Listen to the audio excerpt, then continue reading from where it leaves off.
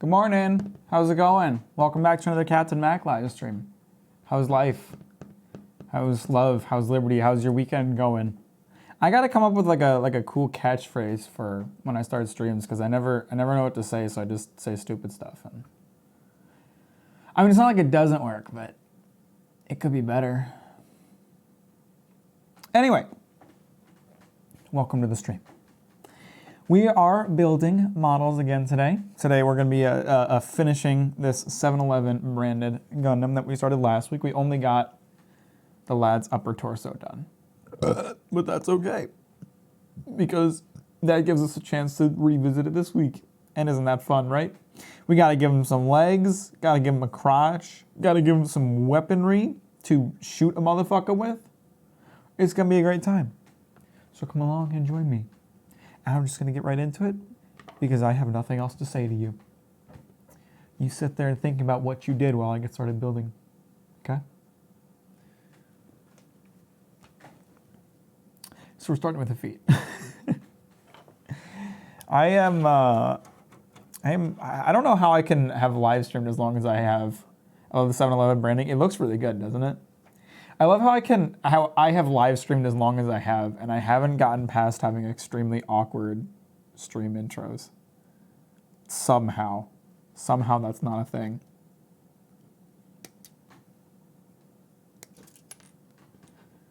I think, well, I mean, usually when we build feet on a kit like this, it's just the same exact steps repeated, but these parts actually have different numbers, so I have to make sure I'm doing the right versus left foot and not fuck up the way I did with the shoulder. Because I fucked up on that shoulder. I had to switch the fucking parts around. And it was embarrassing. It was embarrassing how I could be so stupid. Oh, I didn't build. Oh, no. It's okay. It's okay. Everything's fine here.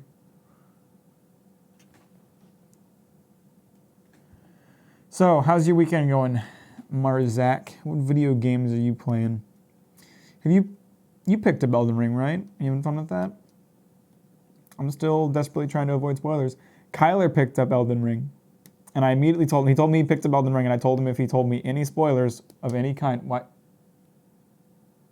Did the camera just go dark for a second? No, I think my preview fucked up. That's what happened. Yeah, Kyler got Elden Ring and has been playing it. And as soon as he told me he got Elden Ring, I told him, if you tell me any spoilers of any kind whatsoever, I will fucking kill you. Because Kyler's kind of bad about spoilers. So, because he has a unique definition of what a spoiler is. He's like, oh, well, if I tell him about a mechanic of the game, that's not a spoiler. But it is to me. So I told him, if you tell me anything about that game, I will fucking kill you. I picked it up, but I haven't really gotten into it yet. I have seen that Kyler has been playing it. I could totally see him spoiling stuff. Yeah, I love Kyler, but he does that sometimes. He does that where he's like, oh, well, wait until you see this mechanic that shows up later. And it's like, well, now I know that mechanic shows up later, and that's not a surprise to me anymore.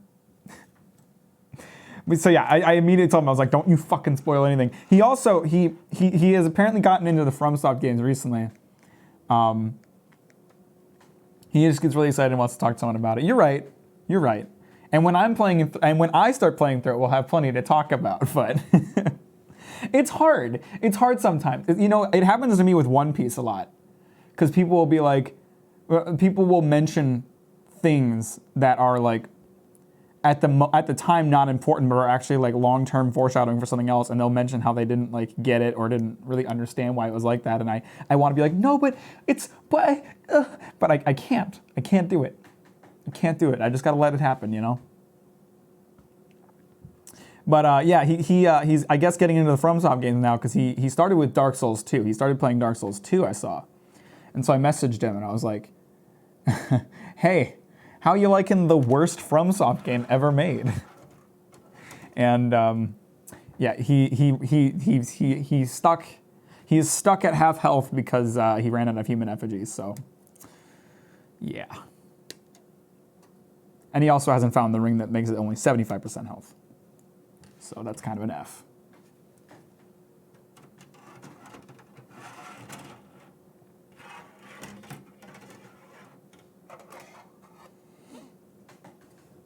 D2 and D8. These nuts. I don't like. As soon as I saw him playing Dark Souls 2, I thought in my head, I was like, I don't think Kyler's ever played a Dark Souls game before. Why did he choose the worst one? And so he told me the other day when we were playing Risk of Rain together. He told me it was because he happened to already have it for free from something, and so he just went with it because he already had it. And I was like, all right, well, I'm glad you picked up Elden Ring, because if you only played Dark Souls 2 and thought like this is what the Dark Souls games were, you probably wouldn't like them.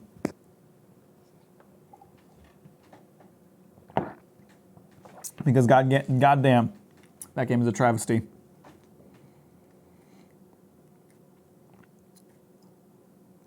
It's gonna be interesting to see when I make my FromSoft video. It's gonna be interesting to see what the how much the viewer retention drops off when I start talking about Dark Souls 2.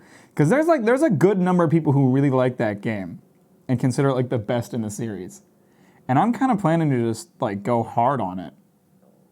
I mean, it's not like I'm gonna shit all over all of it. There are good aspects to that game, but mostly it sucks. So I'm gonna be interested to see how many people stop watching around there.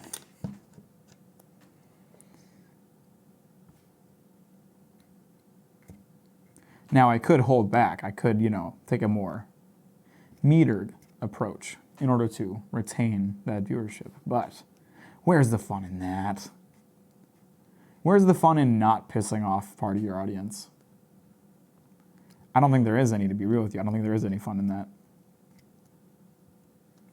If you got a chance to piss off a large number of people and you're just going to not take it, what an absurd concept. Speaking of, can't wait to make a video shitting all over Demon Slayer. That's going to make a lot of people mad.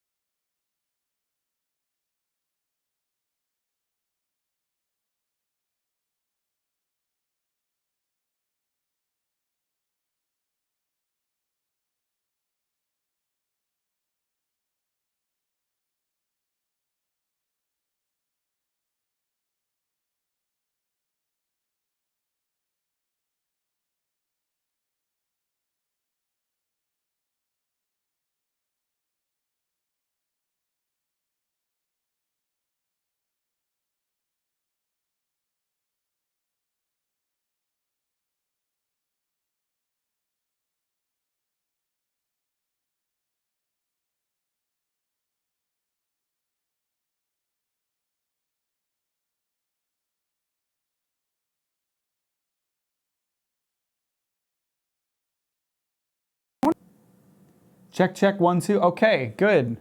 I don't know what just happened. It was the audio was still being picked up. Sometimes my microphone becomes like slightly disconnected, and that causes it to go silent. But it was still picking up in the switcher. But for some reason, OBS just decided to stop taking audio from the switcher. So don't know what was up with that. But back to what I was saying.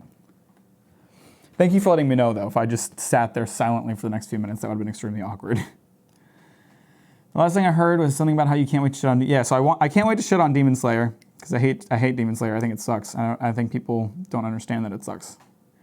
But I don't know when I'm actually... I mean, that video is going to make a lot of people mad, but I don't actually know when I'm going to get to it. Because I'm in the middle of this big Chainsaw Man video. That's a pretty big project. And then the From Software video is going to be a pretty big project too. And so in between those two videos, I kind of want to get some smaller projects done. And so, the Demon Slayer video is going to be a decently large project. So maybe after the From Software video change, it won't come out till like the end of the year. And by then, all of the hype will have died down. Or maybe I'll wait until a new season gets announced. And then when it's close to release, I'll make that video. Because right now, there's a lot of people talking about Demon Slayer, but not for long. Because the season's over and it's extremely forgettable. The season's over and Demon Slayer is extremely forgettable, so people will stop talking about it until a new season gets announced.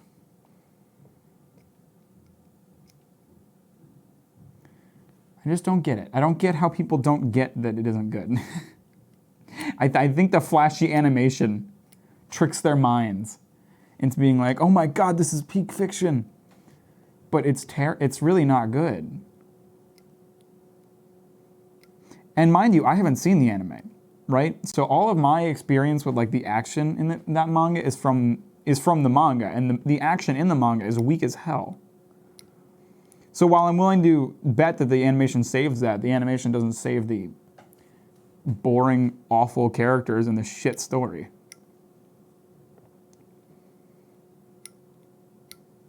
I don't think there's anything wrong with enjoying it. You know, I'm sure it's a very. It's not like I didn't love. It's not like I didn't enjoy reading Demon Slayer, but like, people are putting Demon Slayer up with Attack on Titan and Berserk, and it's not.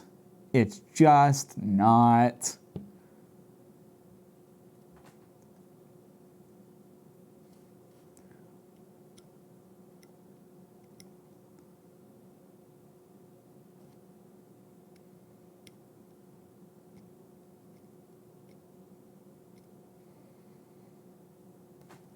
And it makes me mad seeing other people enjoy something, god damn it.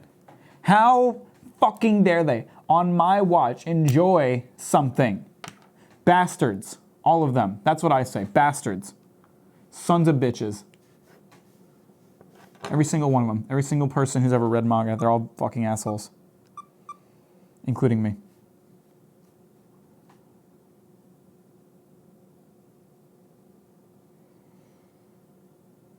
Ah, I gotta manual focus this again.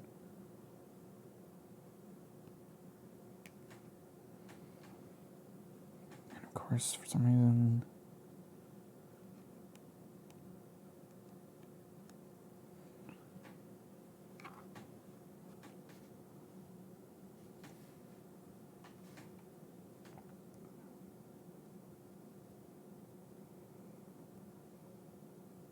It's just like... I don't know if I would even call, like, maybe bad is kind of a rough word. I don't even know if I would call Demon Slayer bad. It's just so mediocre. It's so exactly what you'd expect. I forgot to grab a Q-tip for this shit, so I'll be right back. I don't know why the manual focus ain't doing its thing.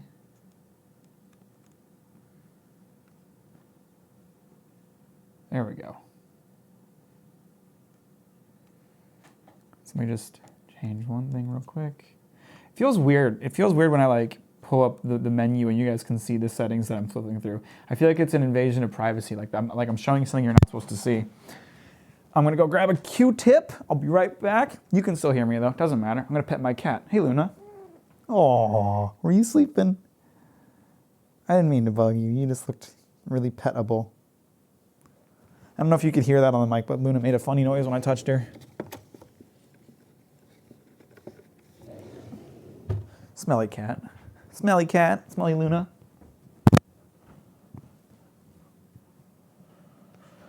Ugh. Okay, I'm back.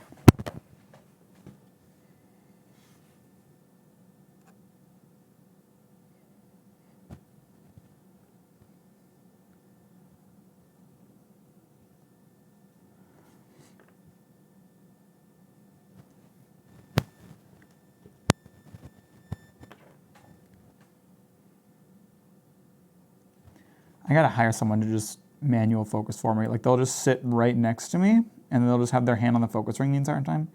And they'll focus the camera whenever it goes out of focus. Or whenever I move something out of focus.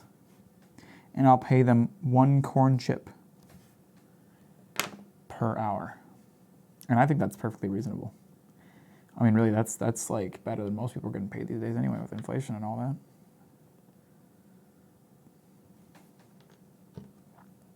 Motherfuckers be broke with this inflation bullshit going on. Including me, I'm very broke. Your boy needs some extra cash.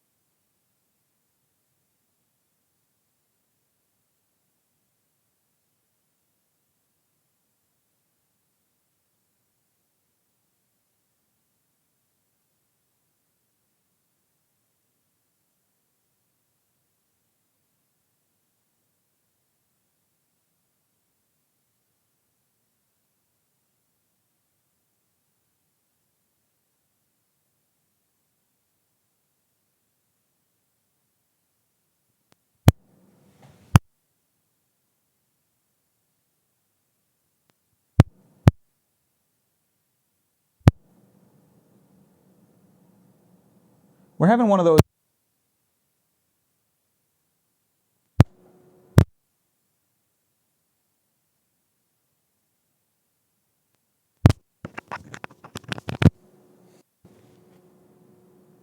Okay, can you, okay. Fuck me, we're having a lot of like tech issues today. Okay, so right now, I'm sitting at 6,000 kilobytes per second, which is my normal streaming bit rate. But for some reason, we're still dropping frames like a motherfucker. So I don't know what's up with that. My God! Why indeed? This is fucked.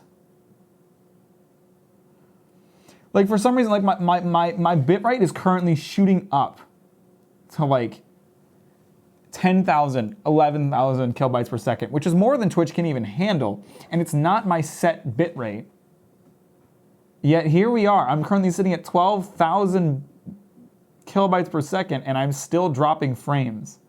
No audio. Okay, you should have audio, so I don't know what's going on there. Wait, oh, it turned green again. It turned green again. Can you hear me?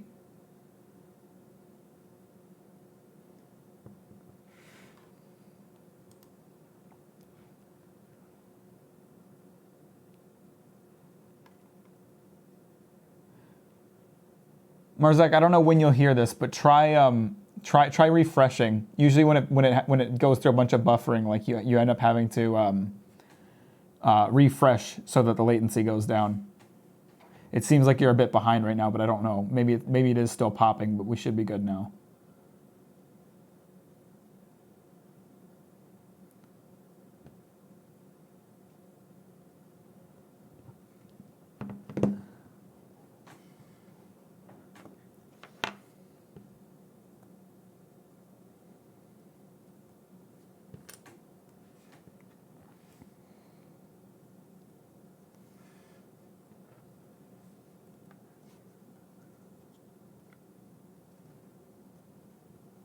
We should be good now.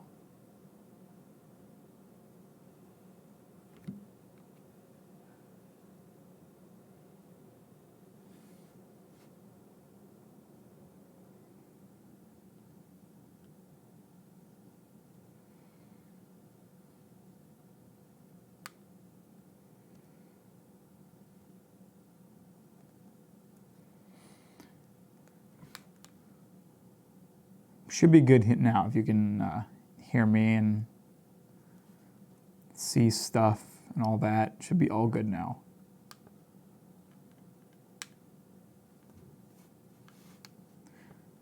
I wasn't silent. I just wasn't talking for a second.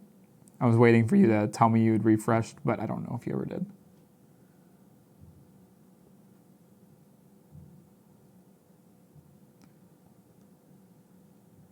Good old-fashioned tech support stream, am I right? Gotta love when that happens.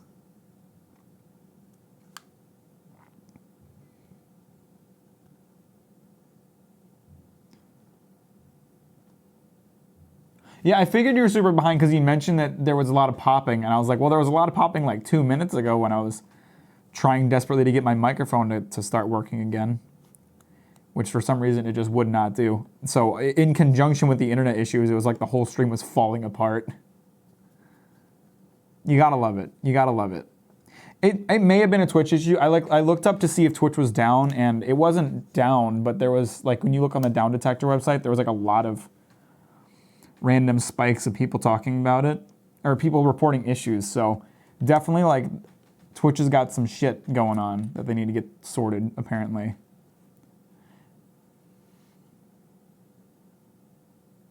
And it was super weird. That was really weird, because usually, you know, when my internet dies or when Twitch goes down, like my bitrate just shoots down to 0, and like it's all right. It's good. Like I know that it's dead. It's I gotta like restart the internet, whatever. This was strange because like my bitrate kept shooting up to like 12,000 kilobytes per second, which is way higher than my target. And I would still be dropping frames like crazy. And then it was sitting at 6,000 kilobytes per second, which is my normal bit rate. But it was still like dropping frames. So I think it must have been a Twitch issue, because if I'm at the right bit rate and it's still dropping frames, that's not really on my end. So yeah, just a strange couple minutes there.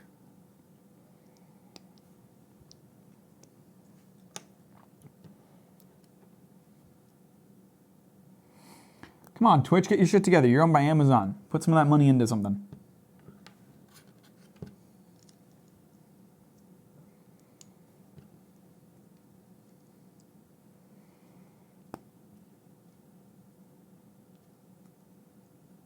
The whole internet is fucked currently?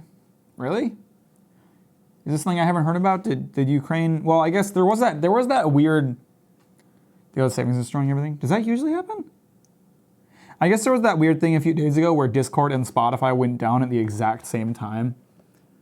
That was really scary because, like, for me, I was at work and I was listening to music through Spotify like I always do. And then I went to like send something to Sean on Discord and like it just wouldn't go through. And then like I was listening to music and I paused it and then I couldn't get it to replay, and then I like went into Spotify and it had signed me out. And I was sitting there like, not once in the many years I've used Spotify has it just randomly signed me out. And then like I couldn't get it to sign me back in, and I was like, oh my god, did I get hacked? Did I just get fucking hacked? I thought like somehow someone had gotten into my all of my accounts and gotten my Spotify and my Discord. And then like I looked it up and found out they were both down at the exact same moment, and I was like, oh my god, so some headquarters in the Silicon Valley just got nuked, right? Like all their servers got fucked instantly. Is that what happened? Turned out I was overreacting. But it would have been kind of funny though. Not really, that would have been terrible. Hazard memos are off by an hour currently. I forgot it was daylight savings. I was vacuuming this morning. I looked at my oven and it was an hour behind, and I was like, what the fuck? I never know when it's gonna happen. I'm lucky that I live in an age where like computers will automatically adjust for me, because I'd be fucked otherwise. I'd be late for work every time the time changed, or early for work.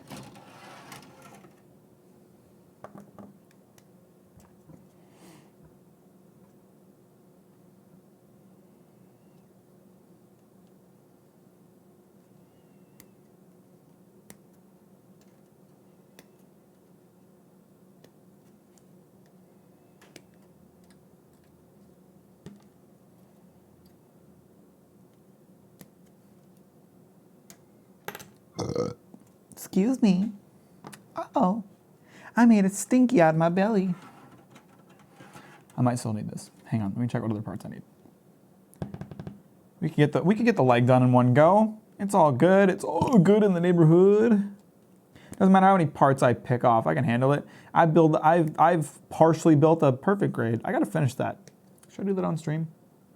That would take months for me to finish on stream. Considering how many hours it takes me to finish a single limb, and I haven't started either of the arms. Building a perfect grade on stream, considering I'm only doing model building streams once a month right now, that would take months. Years, even.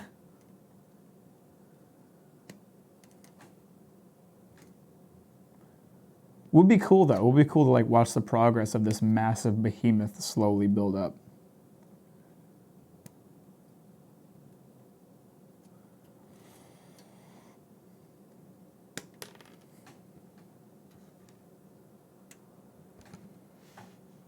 I think that's everything I need off of B.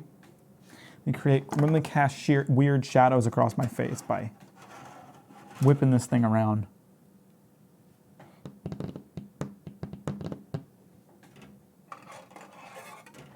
Start doing time lapses and upload them to YouTube. Upload them to an 8th channel. How many channels do I have at this point?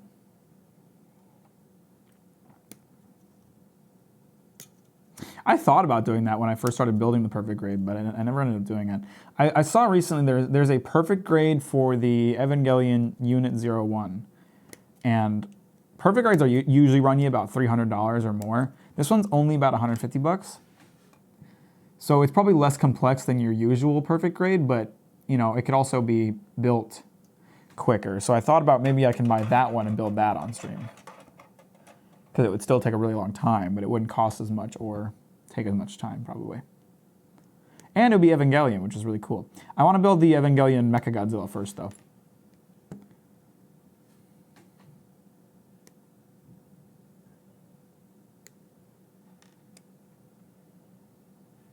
My preview window on Twitch keeps buffering, so I don't and I'm not dropping frames, so I think definitely Twitch is just being weird today. Twitch is shitting all over itself. No, don't disappear, little piece. Stay with me. You cannot go. Whatever would I do without you, my friends?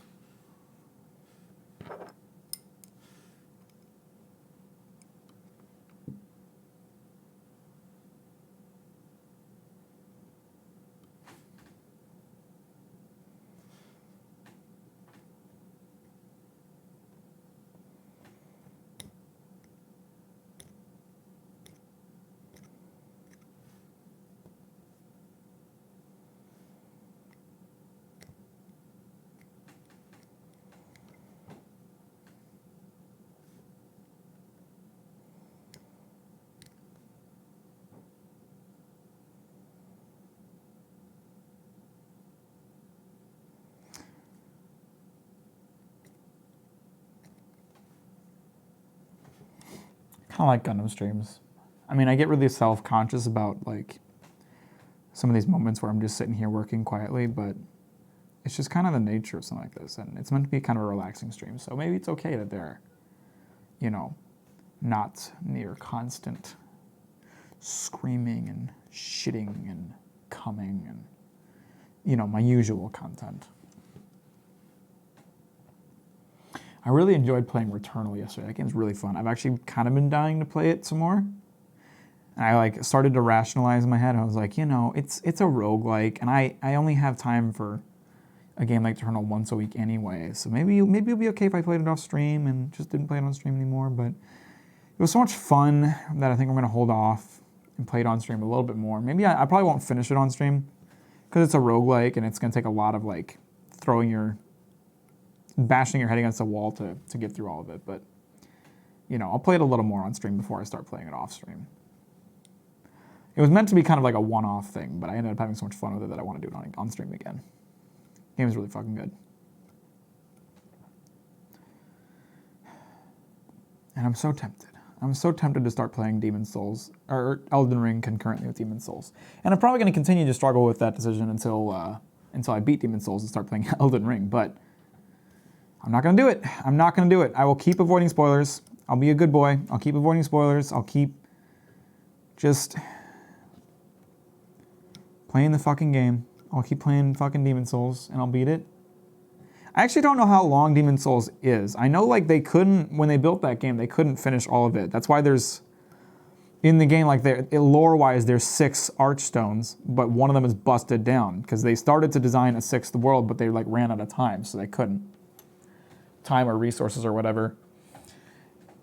So there's only 5 worlds. I don't know how long all of them are, but I'm pretty deep into 2 of them. I'm in the middle of Latria. So I actually don't know how long of a game Demon's Souls is, but I'm willing to bet it's longer than Sekiro. Sekiro is fucking short. On my second playthrough, I think I got it beat in under 15 hours.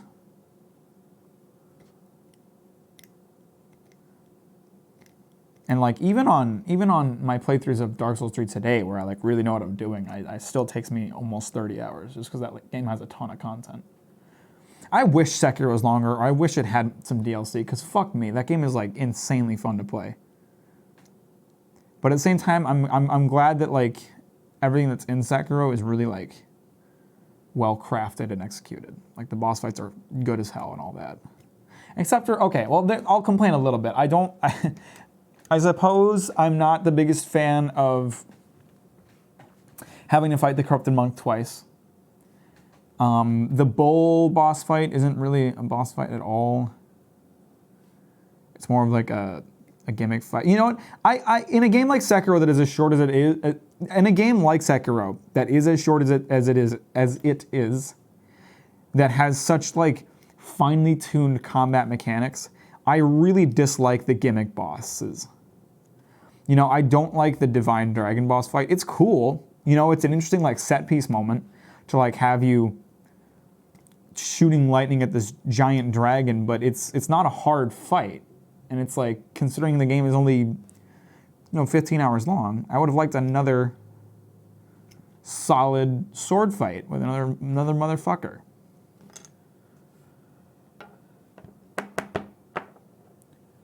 But, so yeah, in a game like Sekiro, I don't want to see those gimmick fights. I want to see more of those finely tuned, tough as hell, takes a few tries sword fights.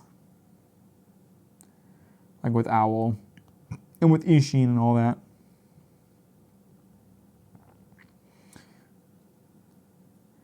And that Ishin fight, fuck me. That was hard, but that was so much fun. When I played the game again to collect footage, I managed to beat Ishin on my first try, and I was so fucking proud. It felt so good. I kicked his ass.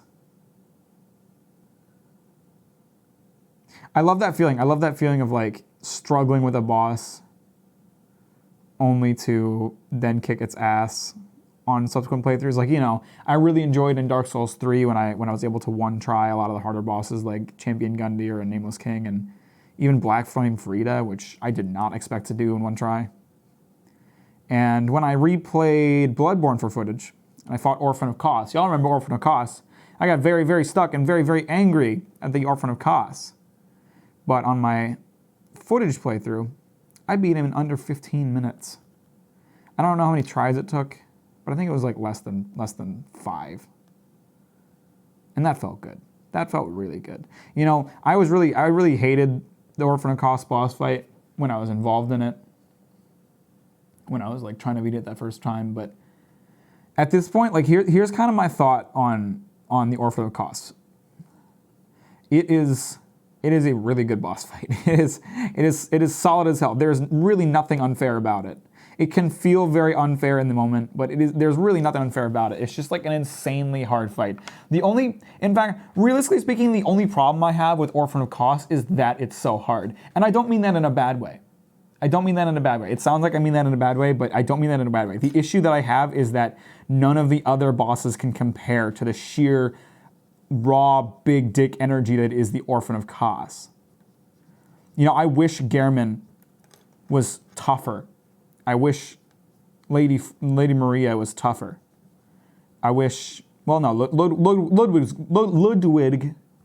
was good. We'll give I can't fucking say his name. We'll give Ludwig a pass. Ludwig was good. Ludwig kicked my ass. I just thought he wasn't very well designed.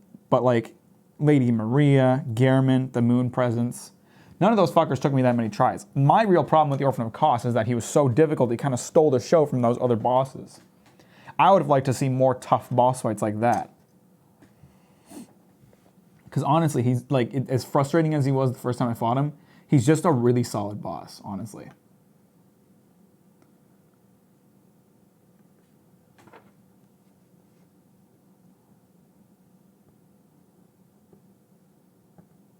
I'm basically like, I'm sitting here like building a model and processing what my From Software video script is gonna look like. So, spoiler warning: if you wanna experience that video with your virgin ears, I'm thinking through my thoughts right now. But man, like I have fallen so much in love with those FromSoft games. Like I already loved, well, really just Dark Souls 3 before I started doing this whole FromSoft playthrough. But since starting this whole thing, they've consumed me. I feel like at any given time I have to be in the middle of a FromSoft playthrough because no other games are as satisfying as them anymore. They've ruined me. It's like when you have like the best sex ever. It's like no other sex can be as satisfying anymore. That's what it feels like.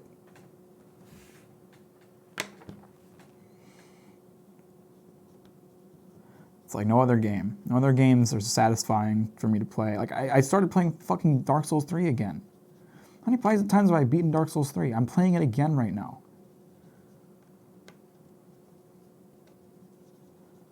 Going with a dexterity build, using a Lothric Knight Sword. Sharp infused. I'm trying to like, I'm getting footage to like show that I do know how to parry, and so I can you know, have a part of the video where I talk about parrying and my thoughts on parrying. So I went with a character who's built for parrying, which has been interesting. And my parrying ability has definitely gone up, but I still don't like parrying. But I'll talk about why in the video. I won't spoil that.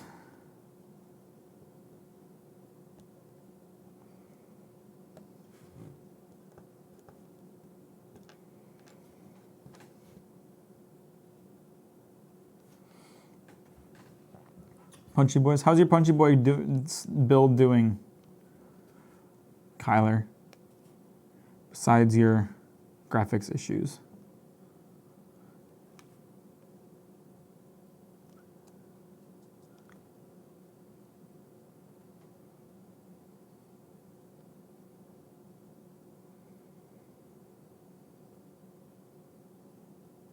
Oops, there's a little nub here I didn't shave off.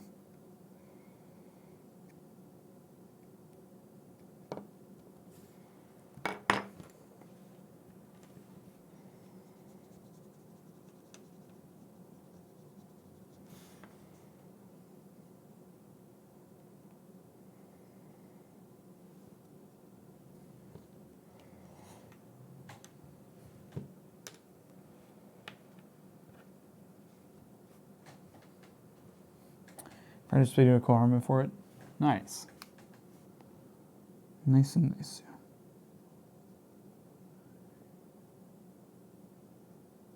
Yeah, when I play Elden Ring, I'm planning to just play it on my PS5 because like my graphics card meets the recommended requirements.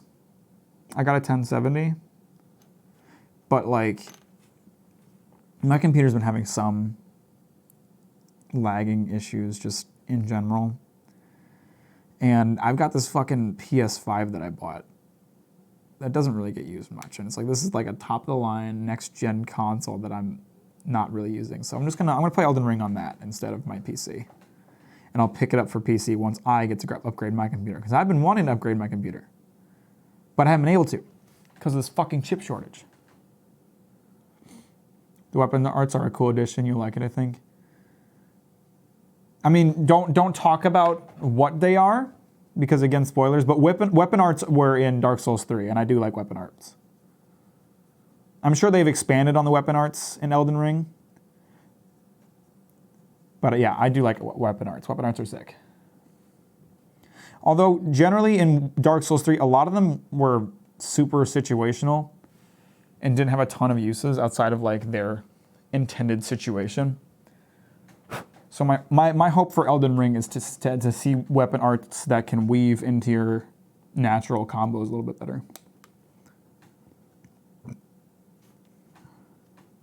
Anything can do art, Jared.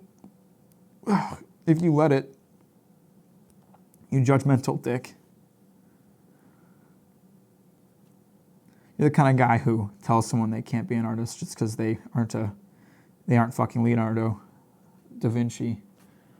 He's not a painter. Just because they aren't Leonardo da Vinci by the time they're 2. You're that kind of parent, aren't you, Jared? I'll buy your 1070 off you. Well, I mean, I will happily sell it to you when the time comes, but like I want to upgrade to a 30 series, and they are completely unavailable at a reasonable cost.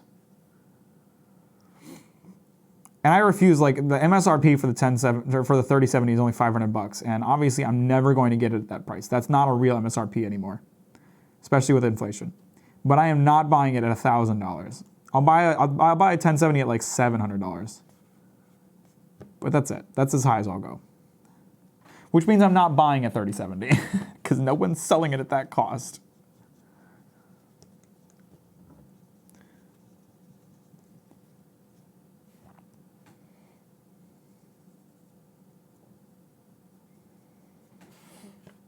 They aren't an artist if they can't draw my Sonic inflation request. Well, did you pay them their commission fee? Did you think about that, buddy?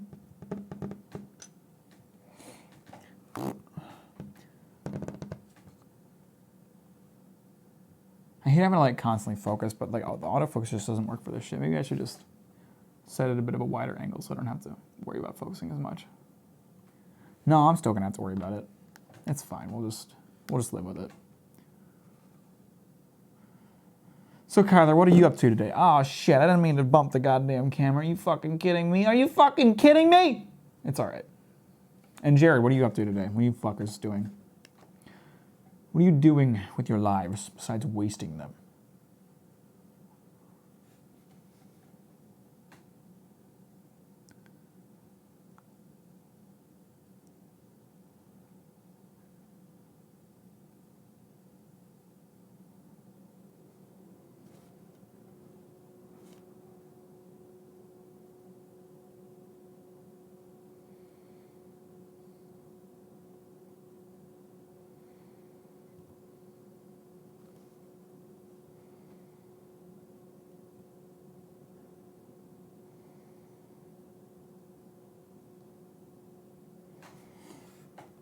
You are late, Microwave. What the fuck were you doing?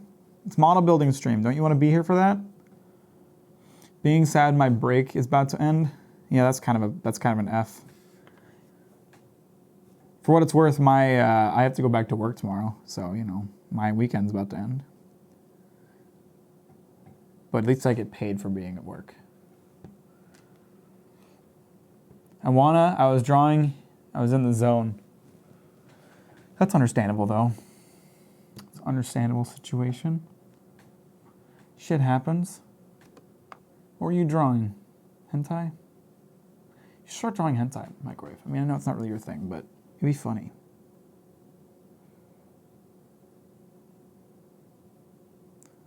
I feel like you're gonna get offended that I even made that joke.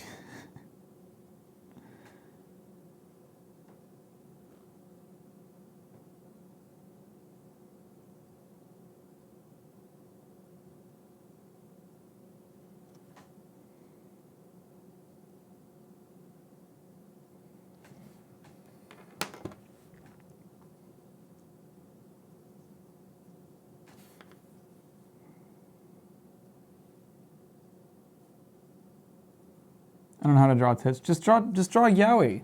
You like big men anyway, just draw yaoi.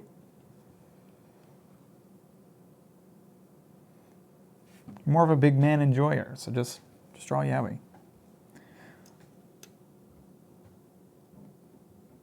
No, they also have tits. Well, I suppose. I'm surprised you haven't gotten used to drawing man tits.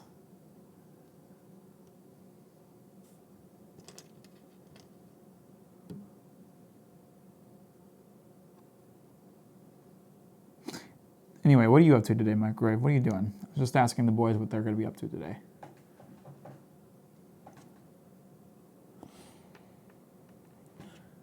They're more difficult than you think. Well, I found drawing faces, cartoon faces, to be extraordinarily difficult, so I believe you.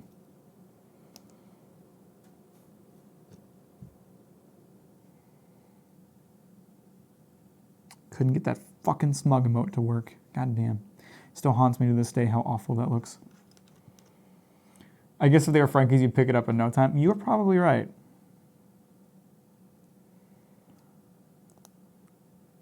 There's a lot I'll do to be able to draw that man.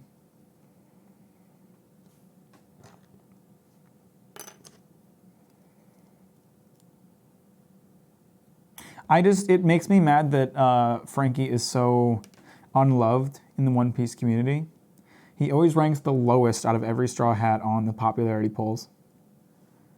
And there's not a lot of love for him in the fan art community, and it makes me upset. So I feel like I have to take that into my own hands. But also, I'm not an artist, so that makes it harder. Frankie's so cool though. I know, I don't get it. I don't understand. You're preaching to the choir, sister, believe me.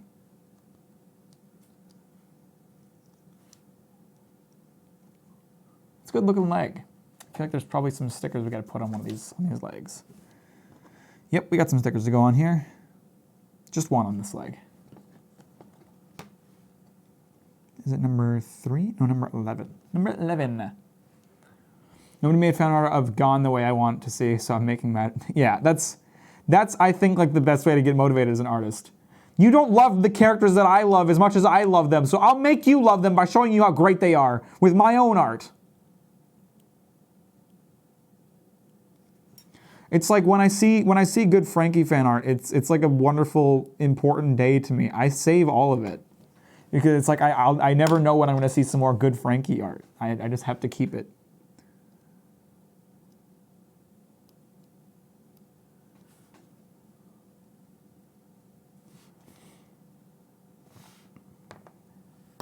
Nobody appreciates Frankie the way that I do.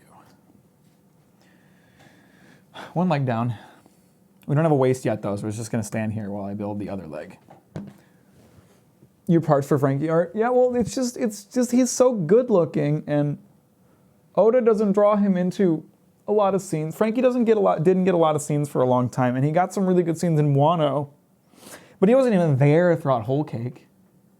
He had really good scenes in Dressrosa, though. I guess I shouldn't complain. Here's the thing. I can tell by the way that Oda draws Frankie that he loves Frankie. But I also think he recognizes that Frankie isn't a super popular character, so he doesn't draw him as much.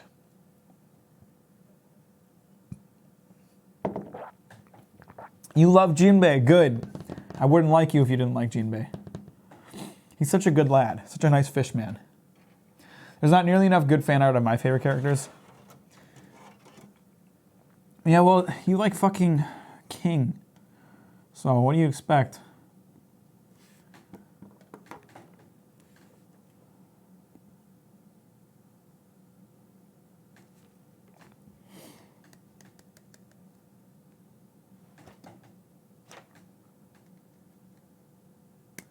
Very funny when Jinbei holds back Luffy. It's like a little stick in his arm. Yeah, Jinbei's such a big guy.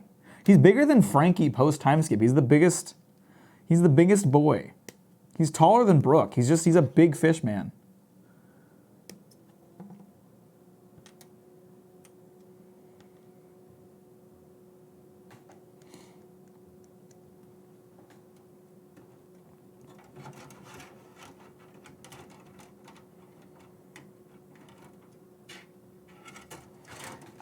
Don't fall down. Stop falling down. Stop that. That's enough of that. I also like the characters that get along with animals. So of course, that's true. I like Frankie because he's like the whatever my character type is in the pop, whatever the personality test thing, the advocate. I feel like Jinbei's a total advocate. Like he's a very easy person to get along with, and everybody likes him. But he stands his ground on the things that matter, which is why he wouldn't go to the war. Because Ace is his friend, goddammit. I already had the sheet I needed. I just switched to the wrong sheet. Why did I do that? I didn't even check what sheet I needed. I just grabbed the wrong one.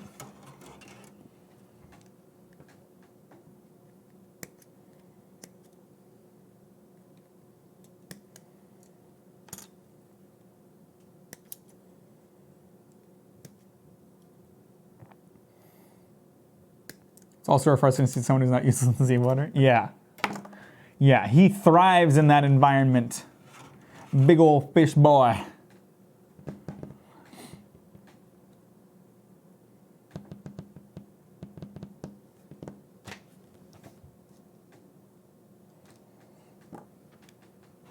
I keep needing this sheet. I should stop putting it away until I know I have all the parts I need. Magellan's a scare. Like, Magellan does not get enough appreciation in terms of, like, villain characters. Magellan is bad. Or Magellan. I'm actually not entirely certain how his name is pronounced. I have not seen the katakana for it. But yeah, Magellan's fucked up. He murders fuckers. He kills them. He's a prison. He's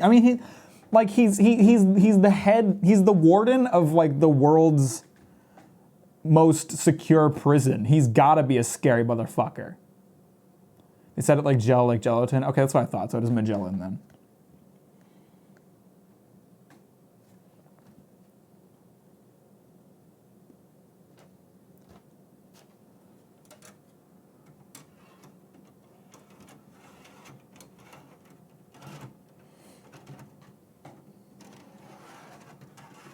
He has like Shiryu is also scary, but I haven't seen much of him why he's doing anything. Shiryu has not been involved in the story too super much yet, but he's a bad motherfucker. Like he's shown up like 3 times, and I know he's gonna be a problem at some point. And I also know he's gonna fight Zoro. 200% gonna fight Zoro.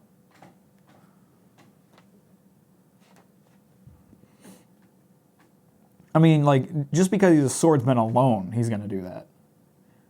But also, like, the power he gets later. It's like, it's very clear that he's gonna be fighting Zoro.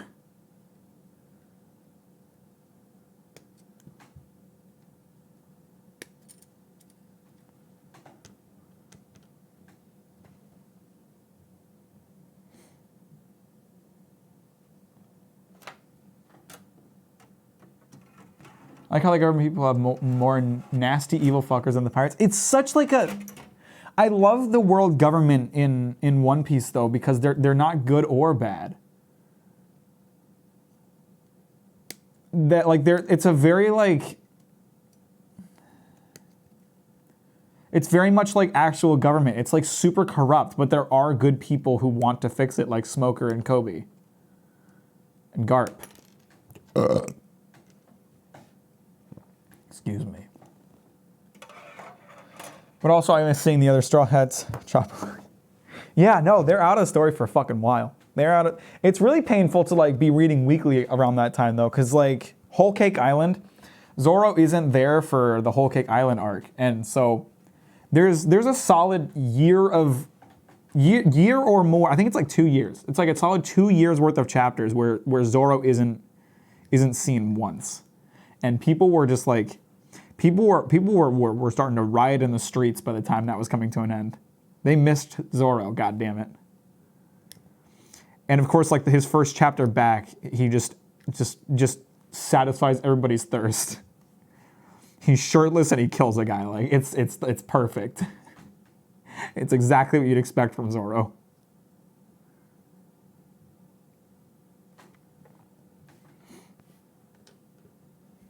I'd do the same. I'll set buildings on fire for Zoro. Yeah, it was a tough year. It was a tough year, but we got through it. Just like I got through the year without Frankie. I mean, Frankie was gone the entire time that Zoro was gone, but people didn't care as much about that, did they? No. No one cares that Frankie and Usopp and Robin were all gone at the same time. No. All they care about is Zoro.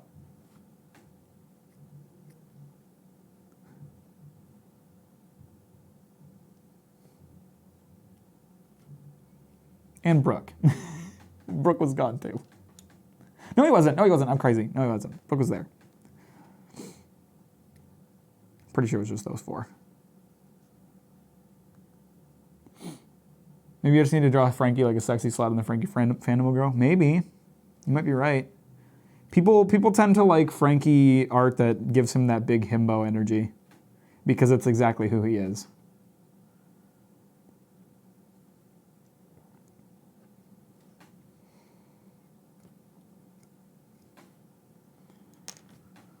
Like I'd love to see art of Frankie as the house husband for Robin. I think that would be amusing, because that feels like a very real situation. I imagine that like Robin would be the moneymaker in their relationship and would just support the two of them while Frankie's at home building random shit and blowing up the house and then fixing it right before she gets home.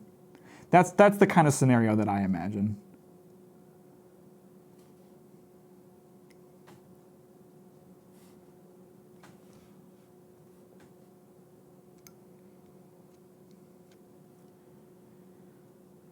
Favorite freaky moments is when he just builds a whole architectural structure with that's my favorite fucking bit. My favorite fucking bit. The thing in Thriller Bark when he builds that bridge, and it's like it got like molding on the edges, and he's like a bit unsatisfied with it in just seconds. That is my favorite bit, and it's so fucking funny. Frankie 100% pulls out hot towels for Robin out of his stomach or whatever. Yeah, he's got a whole compartment. I mean, he's got that compartment for cooling cola, which is also, you know, his fuel area. So I'm sure he could build in like a specific section of his body just for that.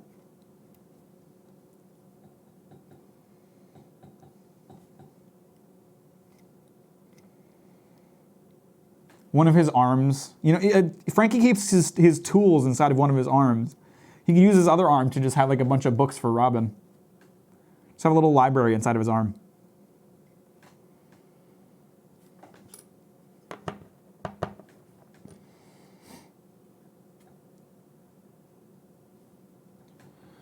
Not bad at all. Jimmy, how about you?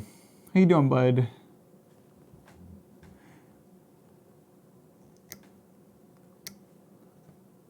He has an ebook reader in his ass.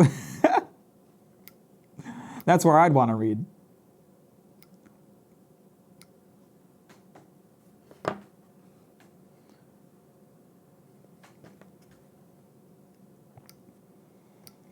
We're talking about hot anime men, Jimmy, if you want to weigh in at all.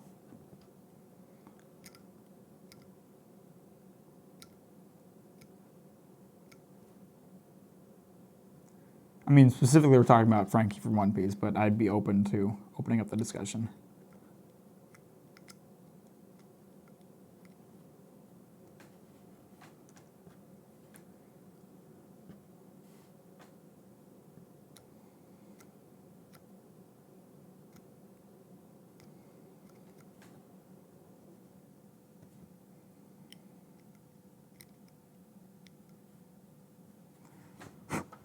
Oh, there's a little red piece stuck in there. Come on, you motherfucker, get out. Got it. I can picture Robin sitting between his arms at night and reading in his eyes, and his eyes beam light onto the pages so that she can read. Why would he use his, well, I guess you haven't seen it yet, but why would he use his eye lights when he has nipples installed in his, when he has lights installed in his nipples? Those would be perfect for that situation.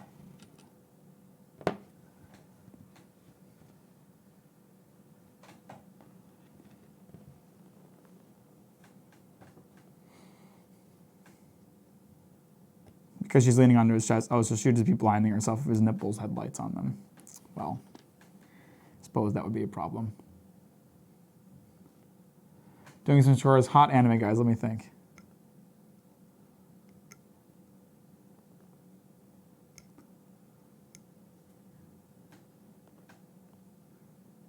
God, I just love Frankie. I love that man. He's so special to me. So important.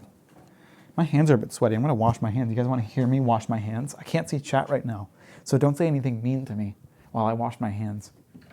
It's a bit warm in here, and when my hands get sweaty, it gets harder to work on the kits, because then my slippery hands make it harder to hold on to the little parts.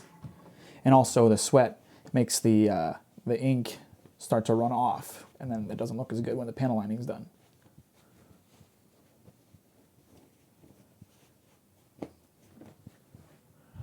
I got so much done this morning.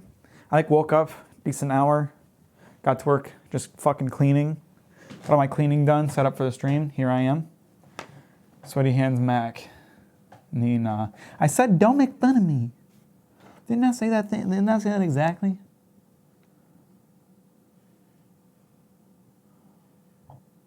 I'm gonna keep burping into the microphone until you apologize, microwave.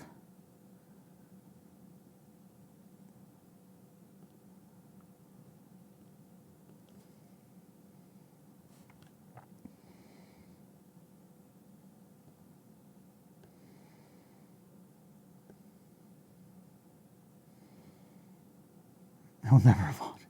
Well, then I guess you're just going to have to deal with it. I would have burped in the mic just there, but I didn't need to.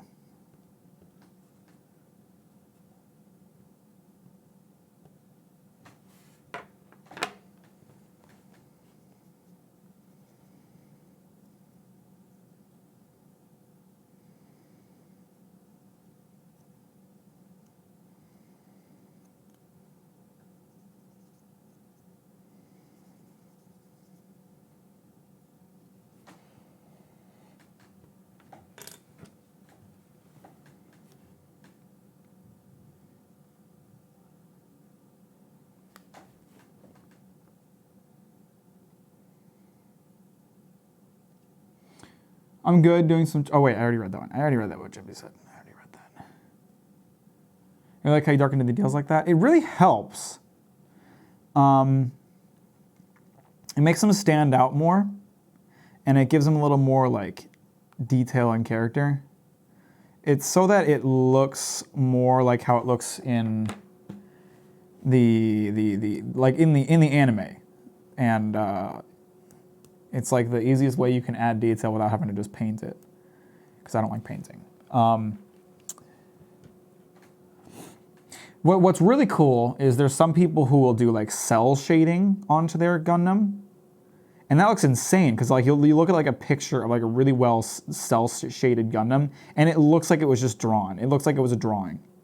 And like sometimes I've been tricked before. I've been like, oh, that's a cool drawing of a Gundam, and then I like read the like caption on the post, and it's like, oh, that's not a drawing. It's a cell shaded Gundam, and it looks crazy cool. But I don't know if I'd ever be able to do that. It's really complex.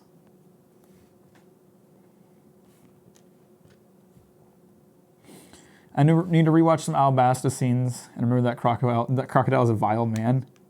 Are you starting to like him now that he's like helping out? I mean, he's not really helping out. He's just kind of along for the ride for his own sake.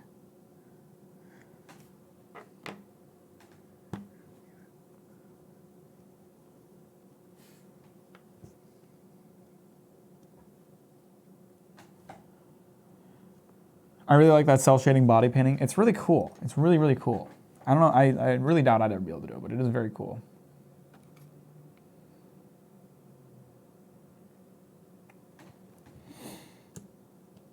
Oh shoot, I didn't clip off any of these suckers.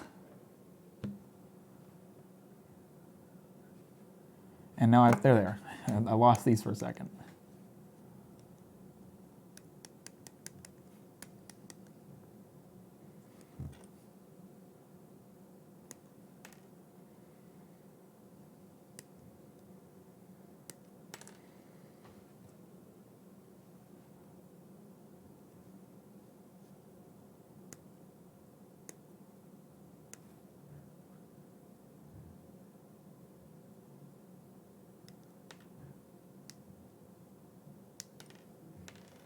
No, come back.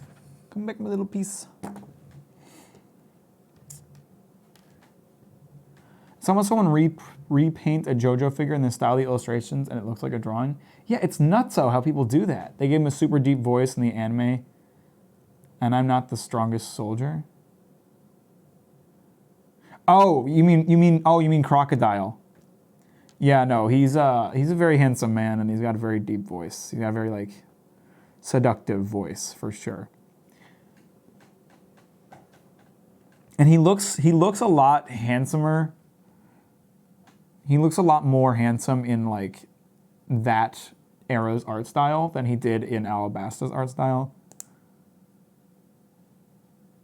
Because Alabasta's art style was a lot more cartoony, so he's a little more like cartoon villain. But now, or at the time of Impel Down, Oda was very much on the like, make him handsome kind of thing.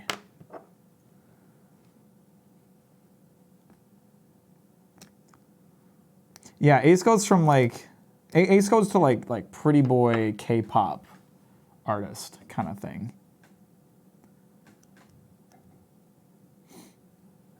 That's the look that he ends up with.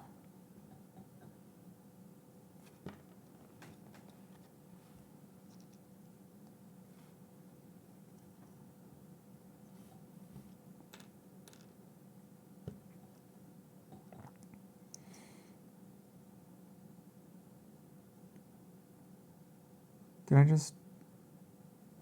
Yeah, I did. I put this piece on too soon. My bad. Oh, and it's going to be a pain in the ass to get off.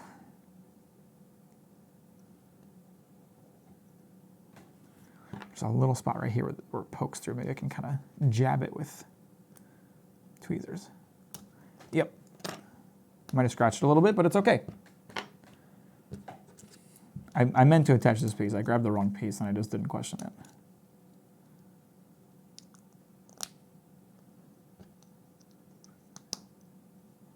Now this piece can go on.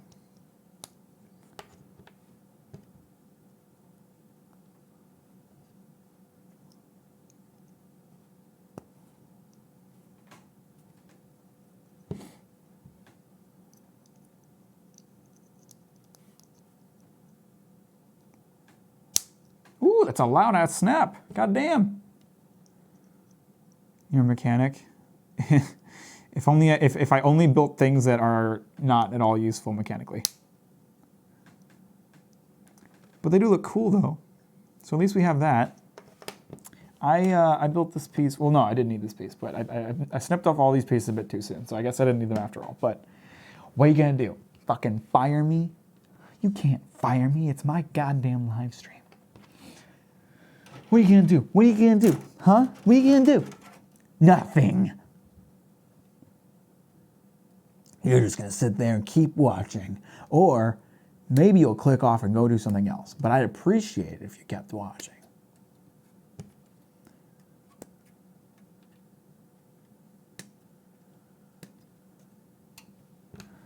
Do I need any more B pieces? Yes, I do.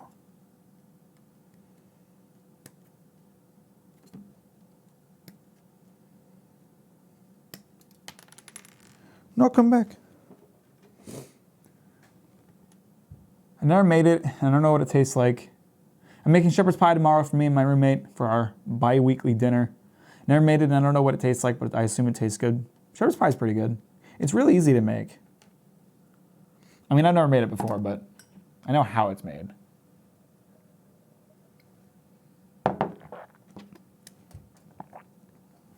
Just toss some mashed potatoes on top of some other mixed together shit. Easy win.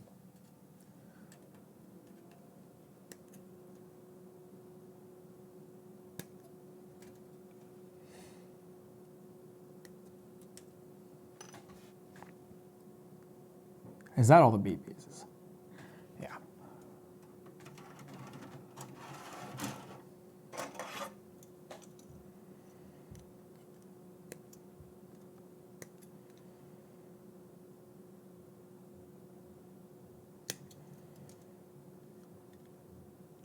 I probably gotta update a lot of my other Nightbot messages. I just realized that still says that I post on Twitter every time I go live, and I don't anymore because I thought it got to be a bit much. Especially when I was streaming a lot, it was like I was posting constantly about live streams, and it's like anybody who comes to my Twitter feed is just going to see a bunch of live stream announcements, and that's kind of boring. So, excuse me. Oh, that was a big one.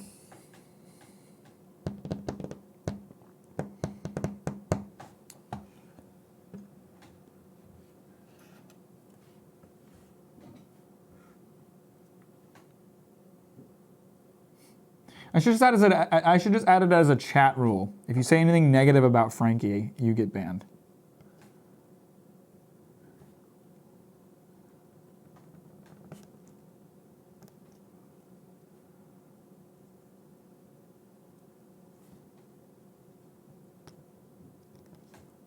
And I think that's valid. I think that's a totally fair rule.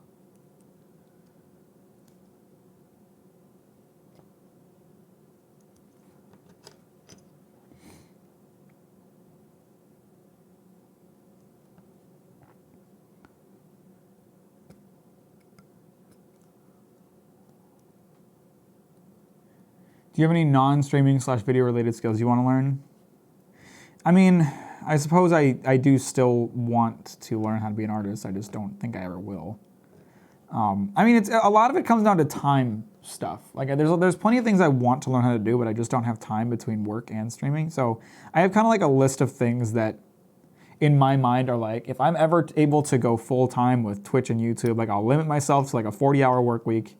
And then I'll have all this other free time to do other things, and these are the things that I would do. I want to, I want to actually learn Japanese. Like right now, all I do is practice on Duolingo, and that's not really learning Japanese. I know a good amount of Japanese at this point, but I certainly can't hold a conversation, and I doubt I ever will be able to through Duolingo. So I'd like to learn Japanese. I guess I'd like to be a better cook, but that just kind of comes with doing it more, so. And I guess I do that while I stream, so it's kind of a streaming-related thing. And being an artist would be cool.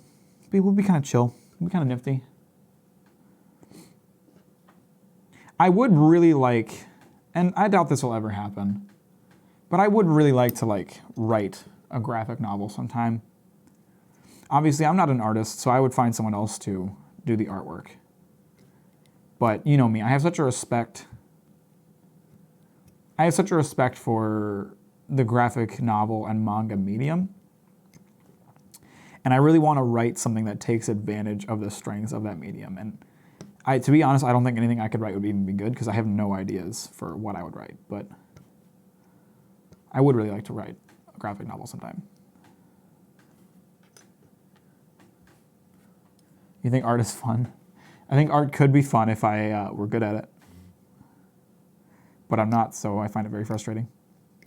But it seems like everybody who's good at it finds it frustrating because they want to be better. So I don't know, maybe art is never fun.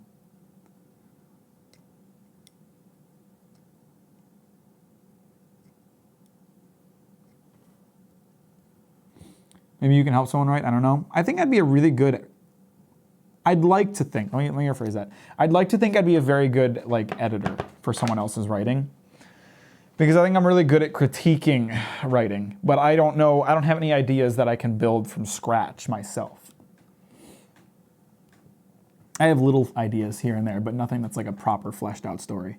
You know, I couldn't write a story like Chainsaw Man where everything connects together at the end and everything is important. I don't know how the fuck Tatsuki Fujimoto manages to take all these different factors and make them all connect together. It's actually fucking insane. And he's young. He's not even a particularly experienced writer. He's young. He's 26 or something. It really makes me depressed because I think about how far behind in life I am compared to him. Luna just yawned. I just want everybody to know about that. Art is ass. Someone has to enjoy it. Somebody out there. Somebody out there has to be like, I fucking love the struggle.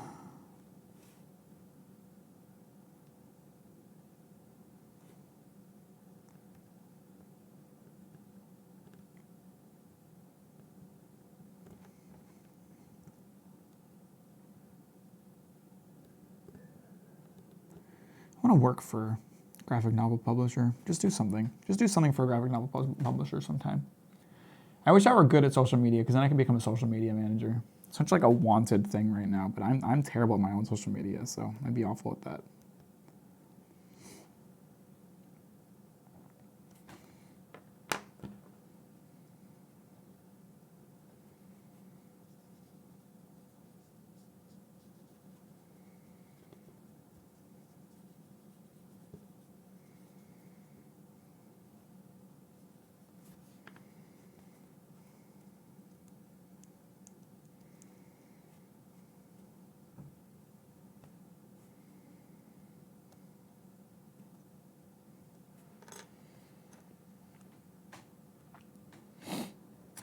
I know some people love laboring over details in art and they make really cool stuff.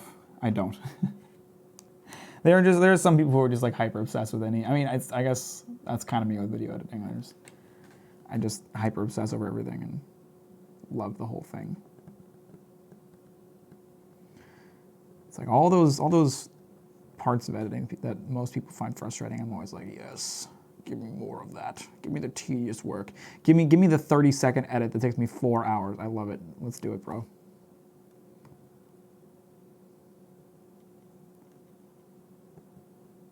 I saw a really cool animation for Chainsaw Man up on the Chainsaw Man Reddit today.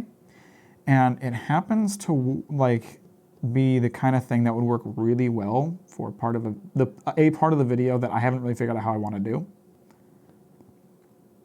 So I'm very tempted to reach out to the person who made it and ask them if they would be willing to let me use it in my video. But at the same time, I feel like that goes against my ethics of never, doing everything I can by myself. And I couldn't do what they did, but I could do something that would achieve a similar effect. I don't know. I probably won't, knowing me.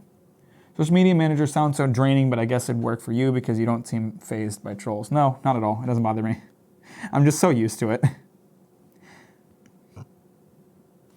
I think it helps that it almost helps that my hair is such a focal point for people's negative opinions. It's It's such an easy target for them, and I am so used to it that it doesn't bother me. Maybe you can ask if they can give you tips. I mean,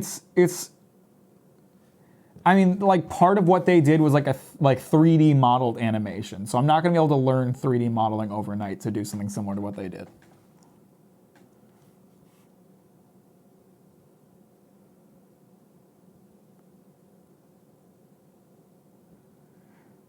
It's less like, it's not an editing trick that they did that I can't do. It's like just a skill that they know that I can't do. I can create something that in terms of like presenting the information will achieve the same effect, but it won't look nearly as cool because I don't know how to do 3D modeling. Luna, where are you going? She's going towards the window. She's gonna stick her nose. It's so funny. Luna's so dumb. I have, curtains to like block the sunlight because I'm a fucking vampire. And Luna always wants to go out onto the windowsills. And so what she'll do is she'll grab onto the curtains with her fucking claws and like pull them off the wall so she can like sneak underneath. And she's putting micro holes in all of my curtains, and like I look closer at them and there's like a bunch of threads pulled out and shit like that. And like I keep telling her it's not that hard. Like she could just take her nose and like here's the curtain, here's her nose. She could just like push the curtain aside with her nose and sneak in. She doesn't need to use her claws, but she does. Cat's really not that smart in the grand scheme of things. Yeah, she's dumb. And it takes like several tries too. Like she can't even like reliably pull it open with her claws. It takes her a few tries, and sometimes I'll hear her like trying to open the curtain for like a couple minutes, and I'll have to walk over and be like, Jesus, Luna, you're ruining my curtains, and so I'll open the curtain for her and like pick her up and shove her in.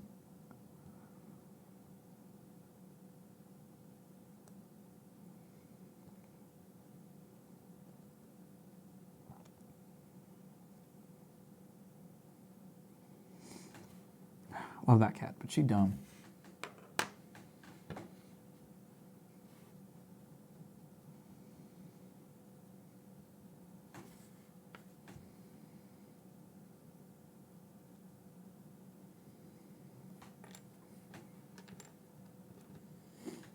Interior designers hate her. It drives me nuts. She's ruining my curtains. It's so easy. It would be so much easier for her to just use her nose to push it aside, but she can't figure that out.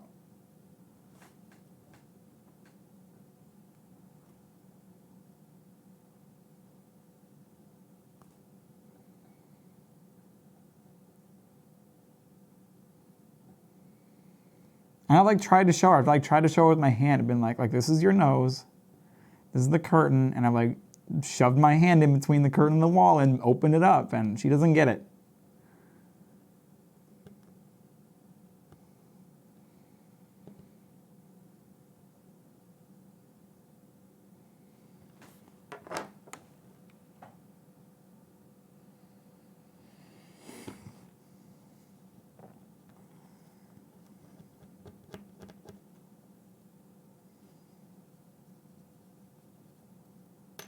Oh.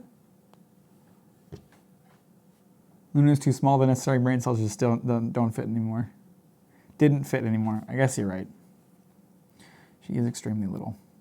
I think maybe she got like fixed too late or something like that, because cats are supposed to grow larger when they get fixed, and Luna is fixed. But she may have gotten fixed too late, so she just stayed at her small size.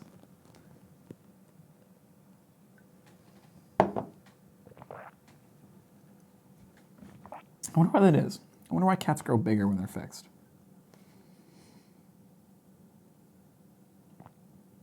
I wonder if humans would grow taller if we just chopped off their nuts at birth.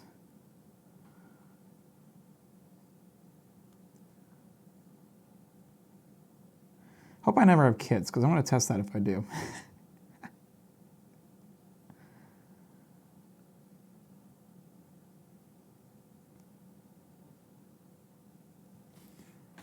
You never heard fixed?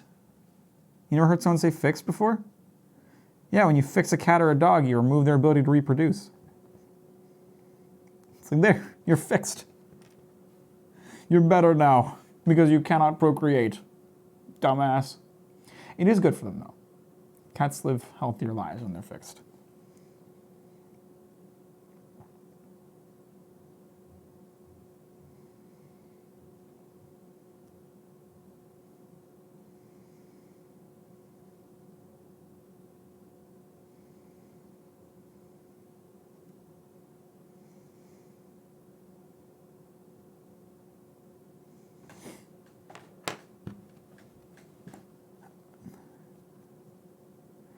I mean, yeah, neutering is like the technical term. I don't know where the term fixed comes from. It's a thing, I guess. It's a thing.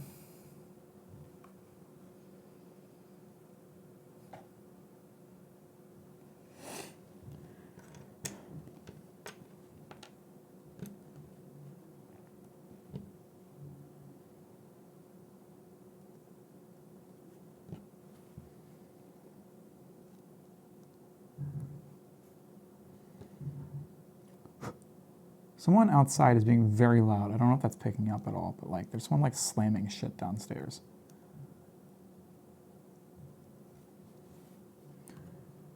It's very annoying.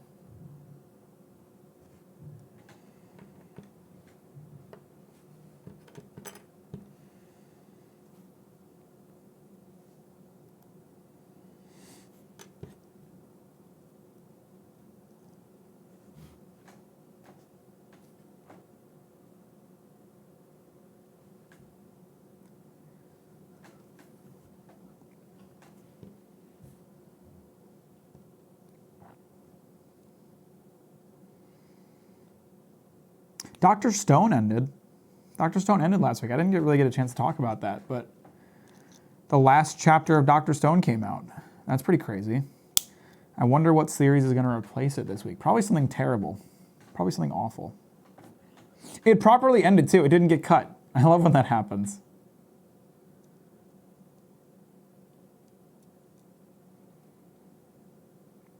It was interesting. It's a weird feeling because I've read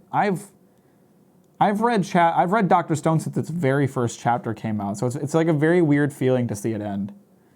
It's like it was like a really interesting moment where I was like, holy shit. It's been 5 years since I started reading Dr. Stone and it's done now? That's fucking crazy. I still need to actually read Dr. Stone. I've been thinking about it for a while. I just haven't done it. It's a good one. It's a good one. I recommend it. It ended well too. Good ending. It's a very like uplifting, wholesome anime. There's really not a lot of like sad stuff that happens in it. Like sometimes there's sad things, but not really. No, the ending was very uplifting and wholesome too.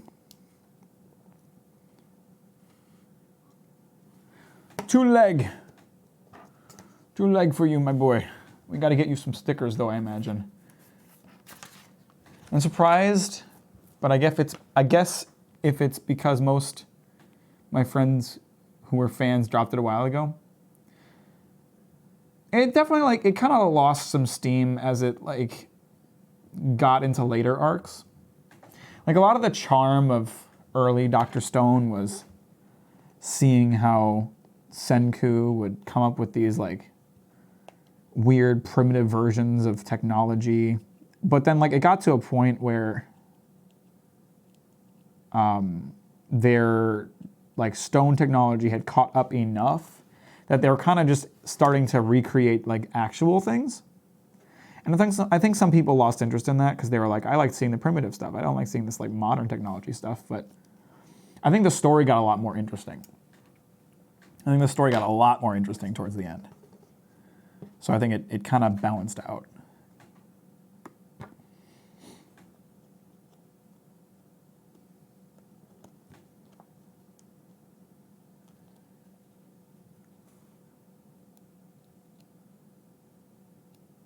But that's just one man's opinion. I mean, it wasn't exactly the best manga I've ever read. It was, but it's up there, it's like I said before, I have a pretty simple way of ranking manga. They're either high, mid, or low tier. And then there's like the God tier, which is reserved for like pretty much just Berserk, Chainsaw Man, and One Piece. But Dr. Stone is definitely a high tier. You know, it's a lot better than Black Clover, I can tell you that one. Black Clover was a mid tier for a while, but it's like it's just so shit right now that it's absolutely low tier. I like Black Clover is hurtling towards its last chapter, and I can't wait to see the day at this point. It's like, it's high time. It's high time, motherfuckers. Let's just call it a day.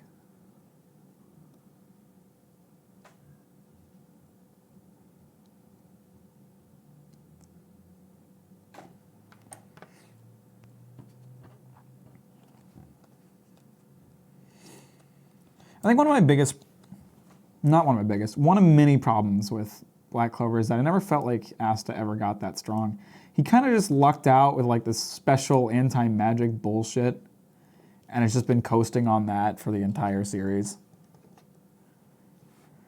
Like even when he like trains to get stronger, he's still super weak, and he constantly requires like the help of others to not die, and it's like, bro, can you just do anything interesting?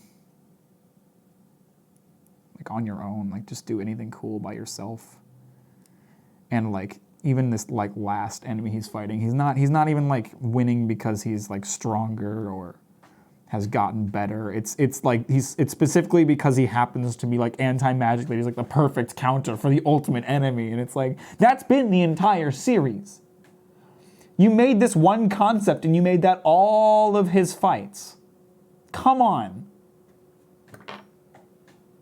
Rip Yami from Black Clover, loved his specs. I liked his sword. He had a cool sword. I liked his abilities. He had cool abilities. He was strong. He was a good guy. Asta's not strong or cool. He's annoying and weak. Ugh.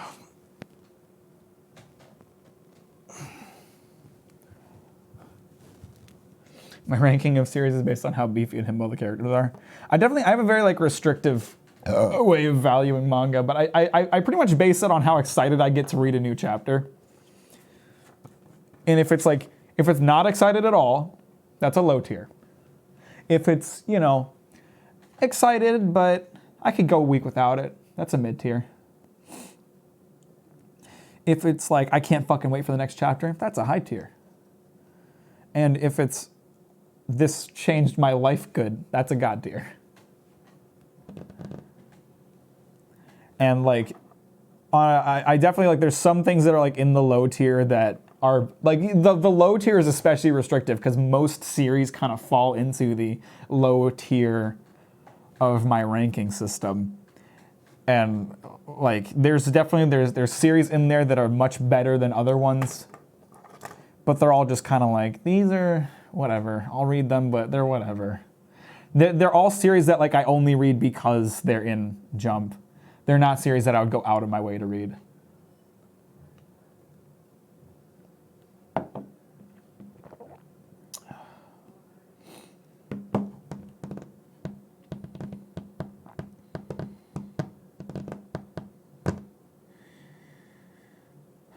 So we've got to build the waist now. And then the weaponry. Where does the instructions continue here? Oh. They just end there and then it's that part. Okay, so we have about a page and some change to build here.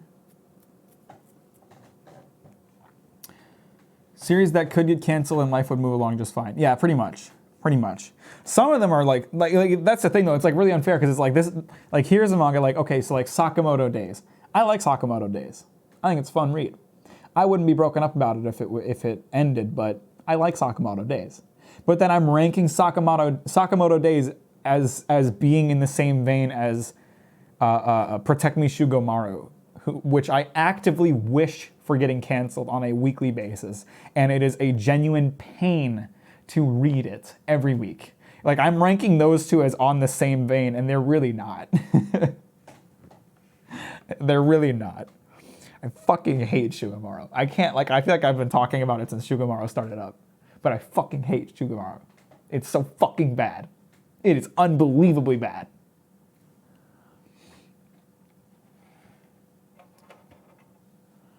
All right, let's start building this boy a pelvis.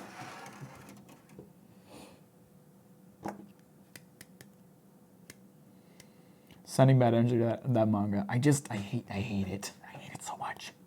I hate it so much. And you know what, too? You know what they did recently? You know what they did in a fucking recent chapter? Another manga that I hated, Magu-chan, God of Destruction. That was a manga that started, and I hated it, and I stopped reading it because at that time I wasn't in the habit of reading everything, no matter how bad it was. So I stopped reading that one. And then Magu-chan, God of Destruction ended. And what did Protect Me Shugomaru do? The very next week, they made their next chapter, they just created another chapter of Magu-chan. They ripped everything out of Magu-chan and were like, oh, it's in Shugomaru now. And this is a chapter of, they directly said, like, this is another chapter of Magu-chan. And it's like, what the fuck? Can you be creative for 2 seconds? You took a bad series and made another chapter of it in your bad series? What the fuck were you thinking? It was so stupid. It made me so mad.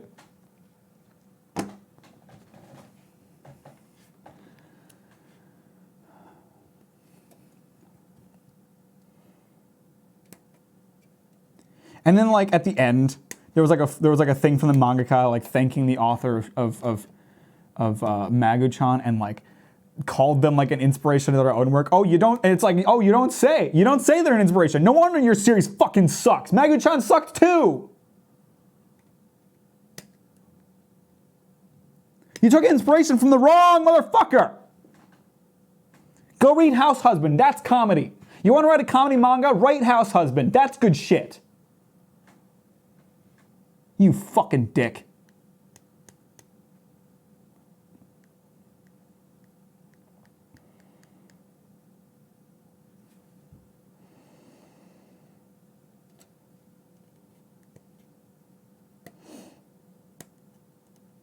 And they have this character. I forget what his name is. It's like Oikaze, something like that.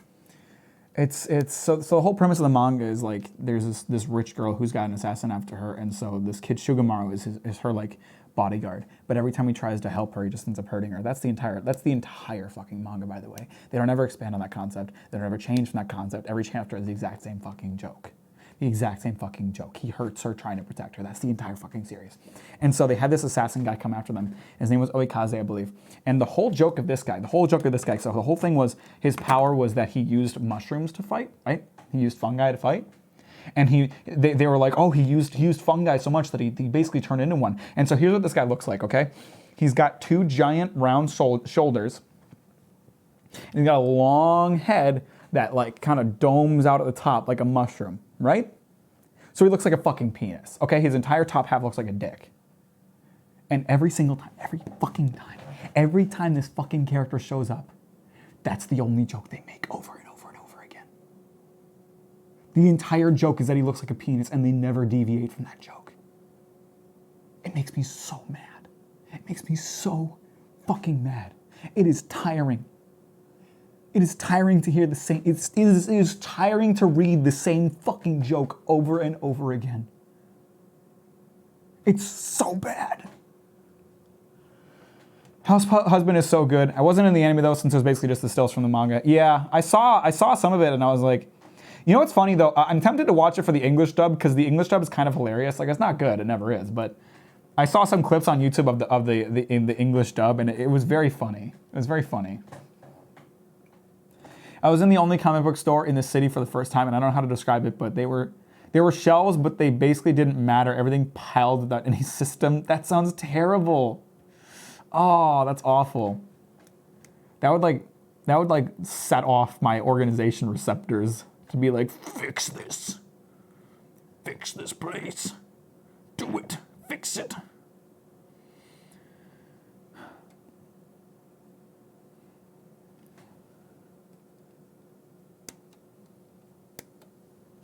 Oh, and just to cap off my rant about Shugomaru, I'll also mention the art direction is terrible. It's awful. It looks terrible. It's not good art. Art is subjective, but it is not good.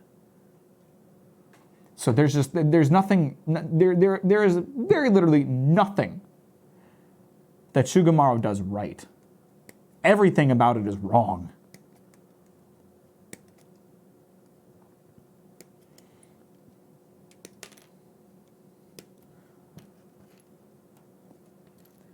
House Husband anime is actually not that bad. You quickly forget about the slideshow aesthetic and just get immersed in the VA's performance. Well, they better do a damn good job. Because they're carrying that shit. B15, don't need? B15 is going to be a little part, I think. Yeah, that's real little. I'm snipping off a lot of parts here, so it's going to take me a while to build this, but...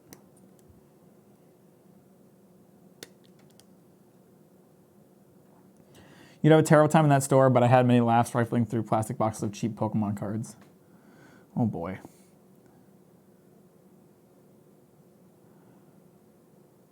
I hate Shonen. If I could like call Shonen Jump like one time in my life, just one time in my life, and I'd be allowed to cancel one series in Jump, just one.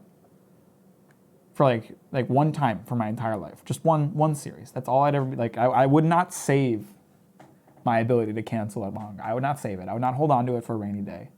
I would not wait for another terrible manga. I would cancel Shugamaru. It's so fucking bad. It does not deserve to be in Jump. That author needs to like go back to school, like learn, fucking study comedy, fucking study writing, fucking study art, because they're doing everything. Everything.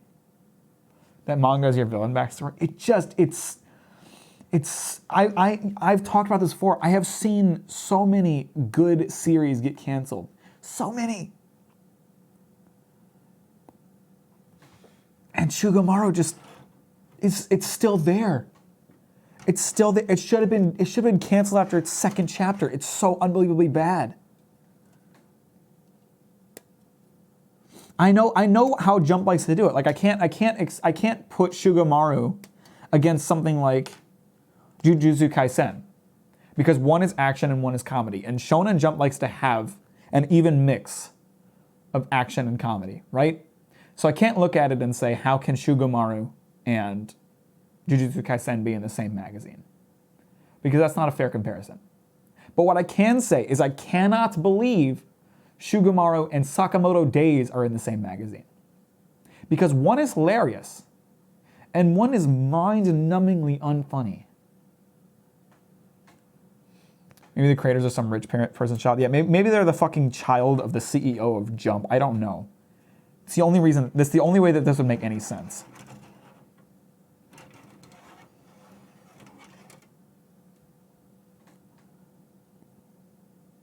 It's like unfair. It's unfair to other authors who have been canceled over the past few years. It's unfair towards them. They deserve another chance. I can't find this piece. Where's A33? 38, 37, 36. There it is, 33. It's just like sometimes I look at a manga and I'm like, okay, this isn't great, but they tried something. And maybe this is their first big serialization. Maybe they just don't know what they're doing yet. Maybe this could be like their first serialization. Like they're clearly trying something. They got some heart in this, and I'm willing to forgive that. I don't expect everything I read to be gold because that's unrealistic. Even in something that has pretty high standards like Jump, I can't expect everything to be gold. But like, when I read Shugamaru, I just read something that is so devoid of heart. So devoid of any skill whatsoever. It's not the manga of someone who's trying their hardest. It's the manga of someone who got lucky. Who got read by the right editor. Who got the right people to believe in them somehow. When they pitched their manga to Jump, they didn't get the tough editor who cares about getting good shit in Jump. They got the easy editor who's like, we'll give him a shot. That's who they got.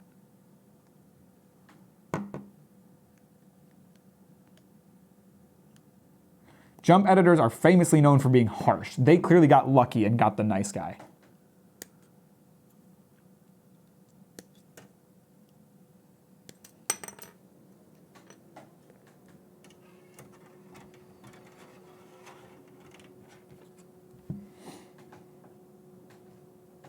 Although, as a side note, I think it's really funny. Like I said, Jump editors are pretty well known for being pretty harsh, but most Jump editors are afraid of Oda until they meet him.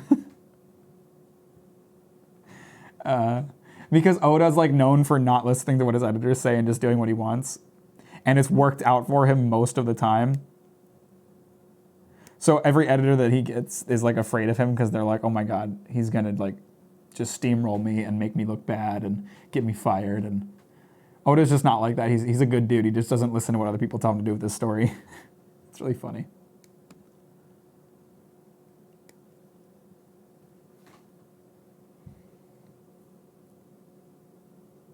You dare try to tell Oda to stop drawing gigantic titted women. You're gonna have hell to pay.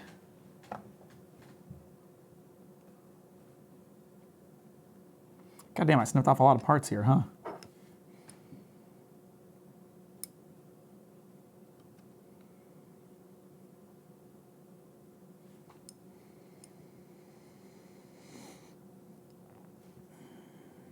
If I could go back in time,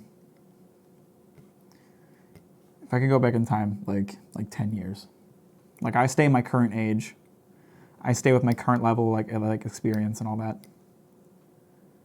You know, I'd have to live in like a different place than my past self, so we wouldn't run into each other and create some weird paradox situation. But like, if I could go back in time, I'd do two things.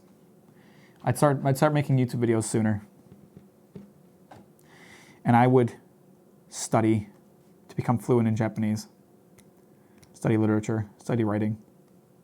I would move to Japan, live there for a couple years, get a job as an editor at Shonen Jump so that I could be there the day that the mangaka of Shugomaru walks in. And I can tell them their manga is terrible and they should quit. That's what I would do. I really am becoming a fucking manga a super villain right now, aren't I?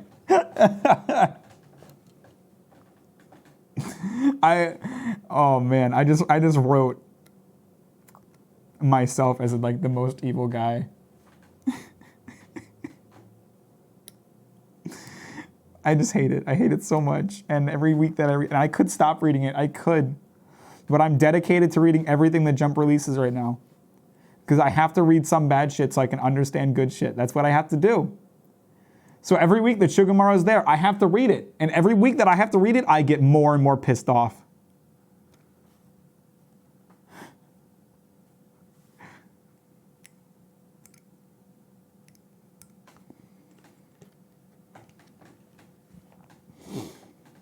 Oh.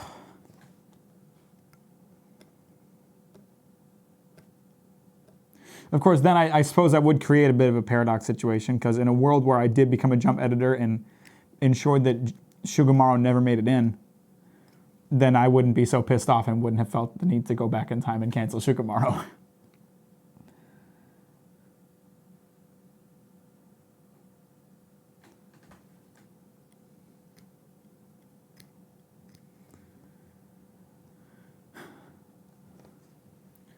Time traveling machine gets invented by Sherman because of a shitty manga.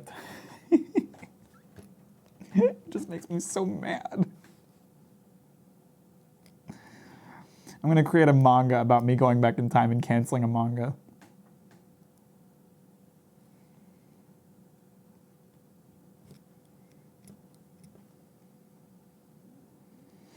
And I'll write it so that I seem like the good guy the whole way through. You know, I never reveal why I want to go back in time. I never reveal why I'm like, once I get back in time, I never reveal why I'm learning Japanese or learning about literature. And I never reveal why I try to get a job at Jump. And then like the last chapter of the manga is the day that it gets revealed that the entire time I was the bad guy. That's how I'll write my manga.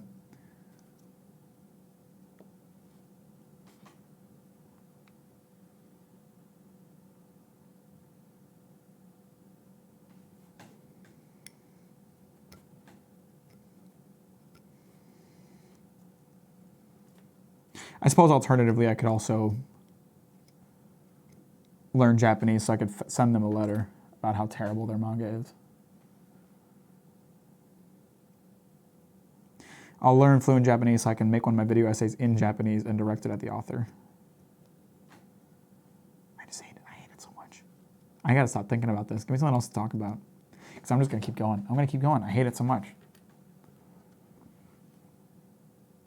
One Piece is popping off right now. It's really funny. People are drawing parallels a lot right now to other arcs of One Piece because Wano's a really long arc and there's a lot going on. And there are things going on that people are like not sure about.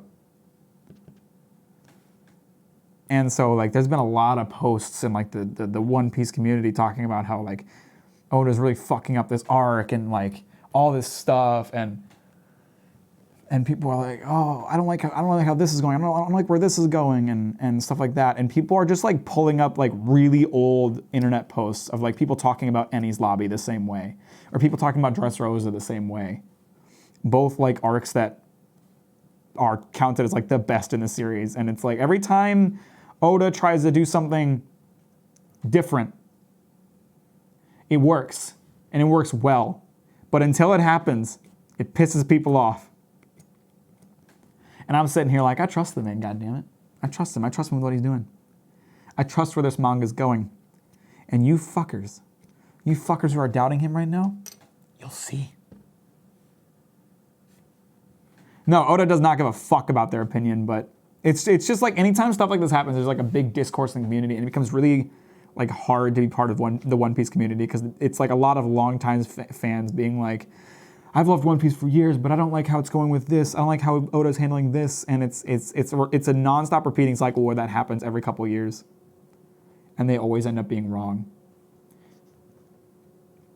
I won't mention what it is because I want to spoil it for you, Microwave, but there was like a reveal about a year or two back. No, it's longer than that now, like 3 years back. And people were like, oh my God, this is going to ruin One Piece. This is going to ruin One Piece. And Oda handled it gracefully in a way that didn't ruin One Piece. And no one was shocked except for the people who doubted him.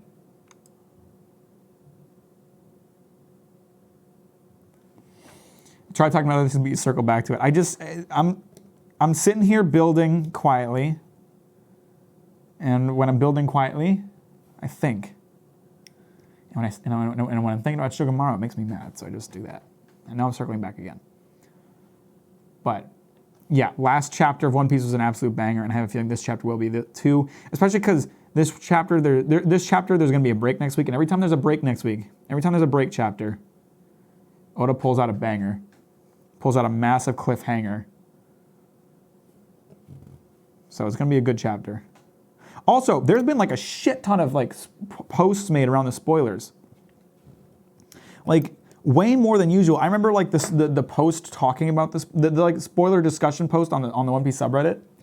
It's up over like almost 11,000 upvotes. So whatever happened in this week's chapter, it caused some fucking discussion. Some shit happened. I can't wait to find out what.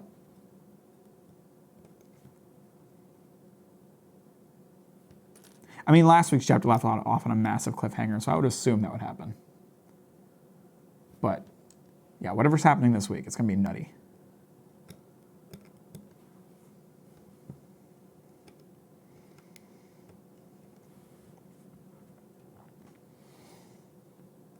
Every time there's a week where the spoiler discussion goes nuts like that, it's always a good chapter.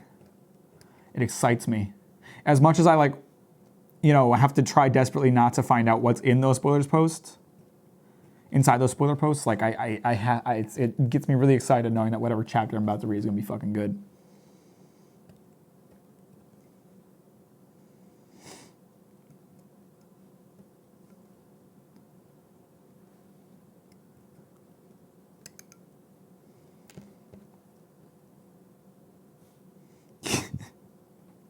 You think Hunter x Hunter is ever coming back at this point? I mean, with a hiatus as long as this, hasn't it been like 5 years since the newest chapter? I think the entirety of Dr. Stone happened during Hunter x Hunter's hiatus, if I'm not wrong.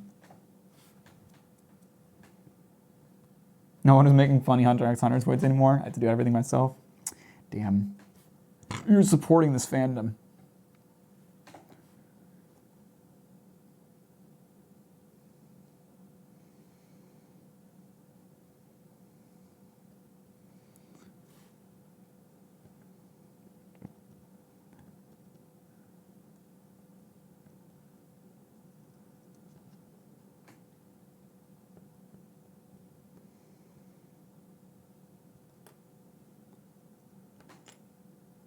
I've been getting copyright claims on some of like my old live streams that are still up on YouTube. Like back when I used to stream on YouTube and Twitch at the same time, I have all of my VODs from that time up on my YouTube channel. They're just unlisted. So, you know, they're still available. You can't see them unless you go to the playlist for them. I've been getting a lot of copyright claims on those old VODs lately. And so I decided to take a look, see what was up with it, because I don't really give a shit. I'm not trying to monetize those, and they're not going to take down my channel. But I decided to take a look, and like, there's like a good number of streams that have gotten copyright claims recently for songs that just aren't being played in. Oh, I'm sorry, I was touching my microphone. I didn't mean to. There's a good number of copyright claims on videos for songs that aren't being played whenever the copyright claim is happening. Like I'm like going and listening to the footage, and it's like there's no music here, and so I'm having to like dispute all of them. But it's really weird. There's all these like random, and they're not like, it's not like someone's targeting me. It's not like the same song every time. There's just like, for some reason, a bunch of copyright claims coming through that aren't real. It's very weird. I bought the first volume of Spy X Family, and I'm very happy. Nice. That's exciting.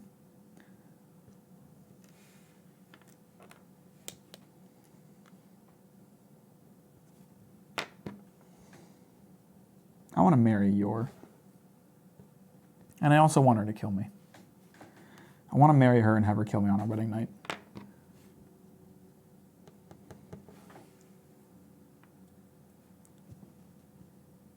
Someone's trying to make money with the various methods. See, that's what I thought.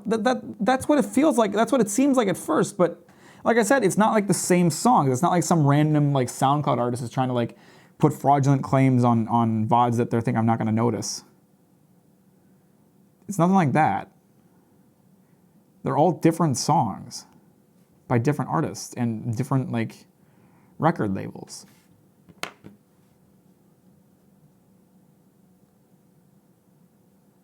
And besides, those videos aren't making money anyway. Most of them don't even have views. Like any views. You know, they're unlisted. They're from like long before I had any kind of Twitch following. Like, this is back when it was really just like you and Scorpion watching me.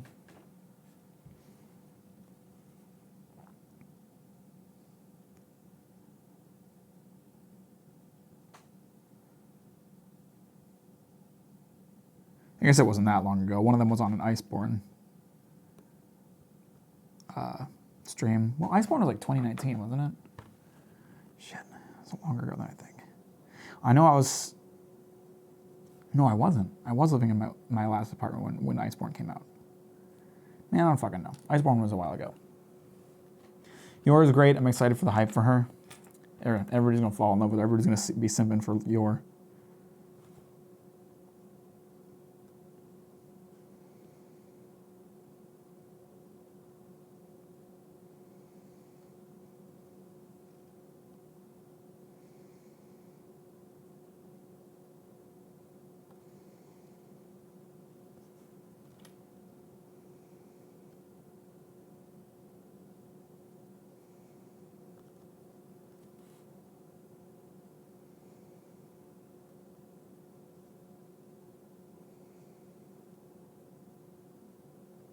These grooves in this piece are not very deep, so it's kind of hard to like get the ink in them.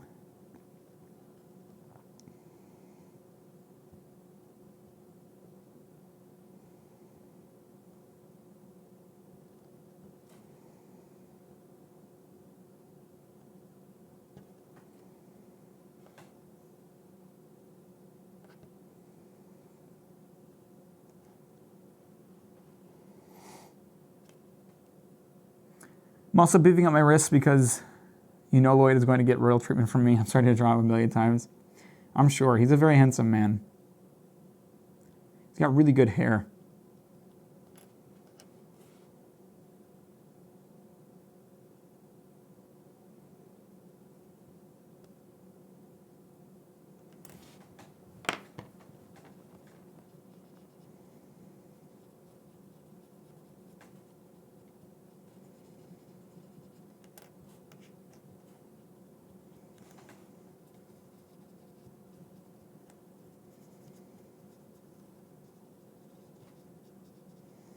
See, like that's what that's what I'm talking about. Like, I'm fucking circling back again. But just give me 1 second to talk about it, okay? Like Spy X Family too. Spy X Family is a primarily comedy manga. You know, there is a story, but it's very slow progression. It's not really the focus. It's a comedy manga. And fucking Shugomaru is being published at the same time as Spy X Family, which is so much more entertaining.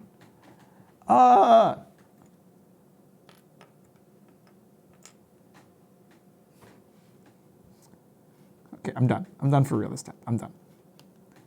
Maybe. I'm done for now.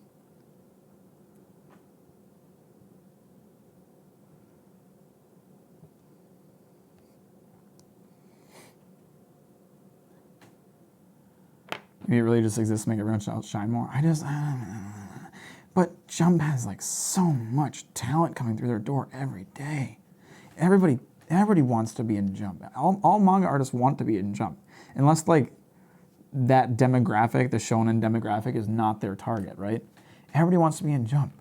They have to get pitched ideas from mangaka every day that are 10 times better than Shugomaru, but Shugomaru is fucking published.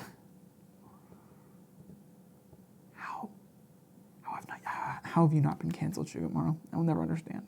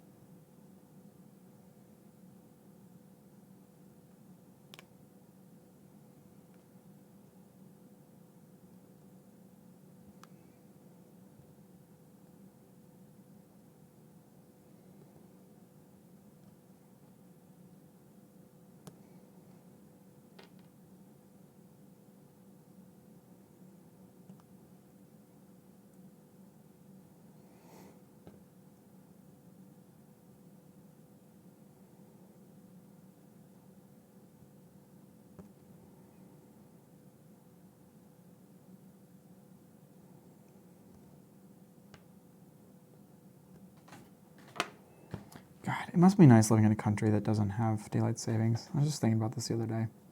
It's just so annoying. It's such an inconvenience. I don't know why it exists. I mean, I know why it exists, but I think it's stupid, so I don't think it should exist.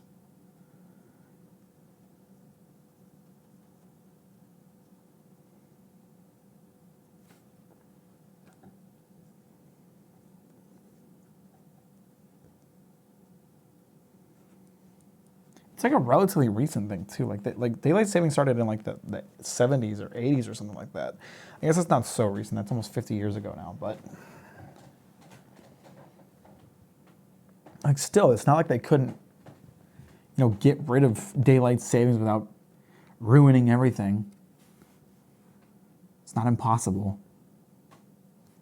Shit, I missed a piece somehow.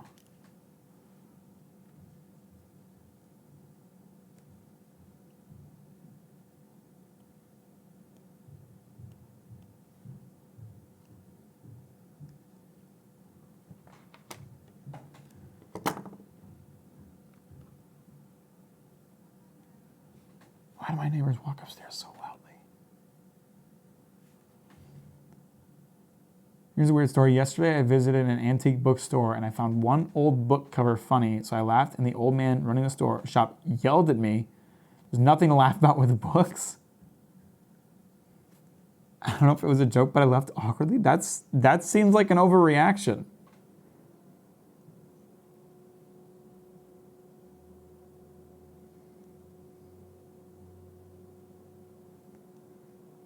I mean, what if it's a joke book? There'd be something to laugh about in a joke book, wouldn't there?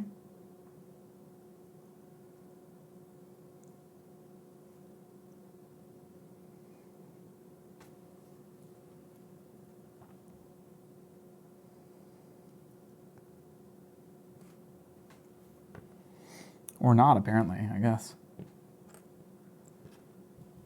You cannot laugh at this joke. You cannot laugh at this joke book. You may tell the jokes later and laugh at the jokes, but you may not laugh at the book itself. It doesn't matter how funny the joke is. Save it until you're telling it at a dinner party. You fool. Respect the books. Respect them.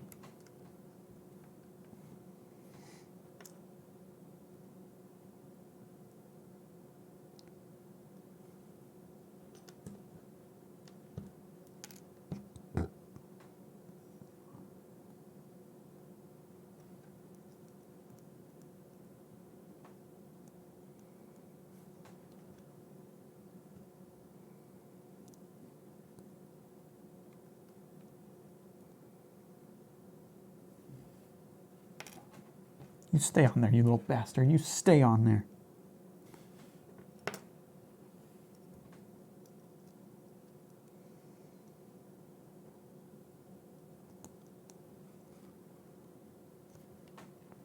He was weird. It was a goofy book. He seems like he has a frail ego. Maybe he wrote the book.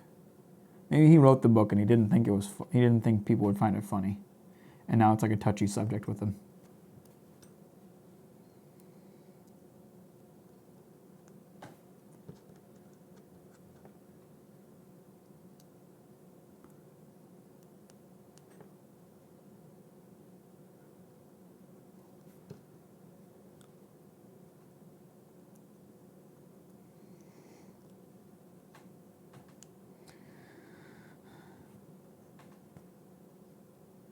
I want to run a cafe / bakery. Just have like a really relaxed atmosphere. Not like a super popular place, just enough, enough popularity to like keep me in business, but not enough money for me to be busy every day. And I could just like come in early, make some baked goods, and I could hang out at the coffee bar and listen to jazz all day. I have weird dreams. And it's not gonna it's anything I'd ever go through with because I don't have a business mind and I'm terrified of having a failing business, but it'd be nice, wouldn't it? I should find a quiet coffee bar and start working for it.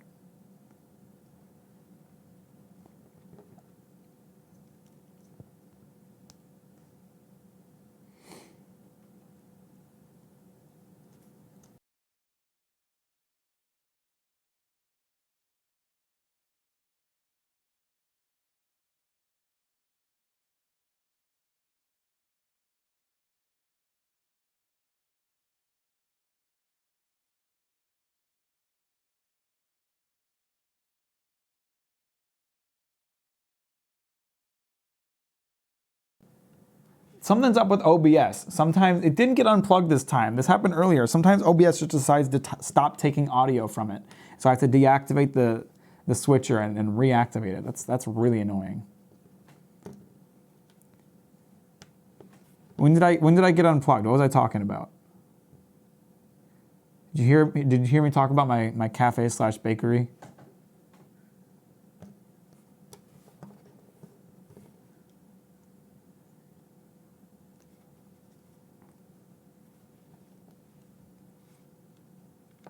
You weren't saying anything at that point?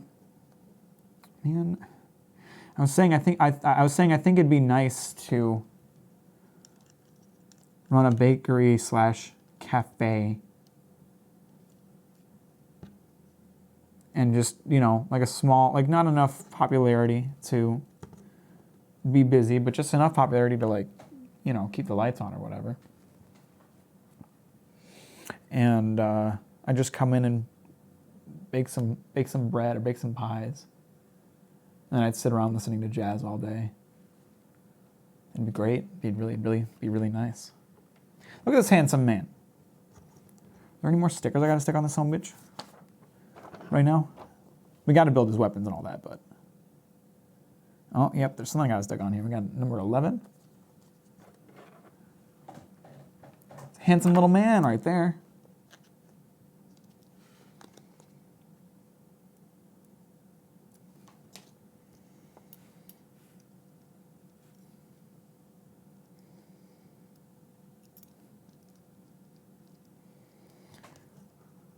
And we got to put another one on his butt cheek.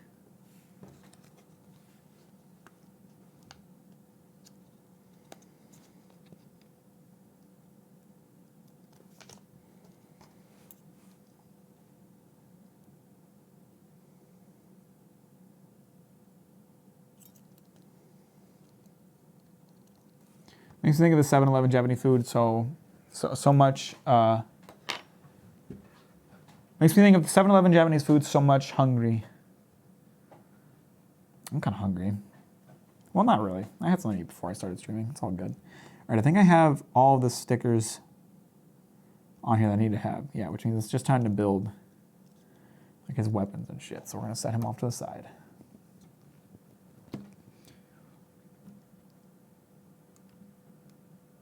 I also streamed today? You did? I did not get a notification about that. That's weird. I usually get a notification when you stream. It's really early in the day, though. What'd you do? I mean, I know you drew. I assume you drew, but what did you draw? Pornography? That'd be funny. I don't know what happened, but people don't talk to me as much anymore. Uh-oh. Well, I mean, it's been a while since you last streamed, so maybe you just, lost some people's interest. That happens, with the internet. You go away for a while and people lose interest. It just kind of happens. It's the natural path.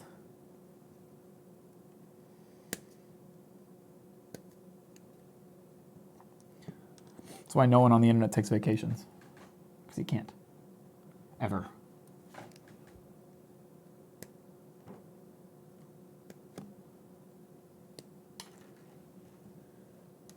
If I ever, yes, I drew Gone and Nanami. If I drew NSFW stuff, I'd never post it. I'd circulate it amongst friends. You could just like create a secondary account and no one knows it's you.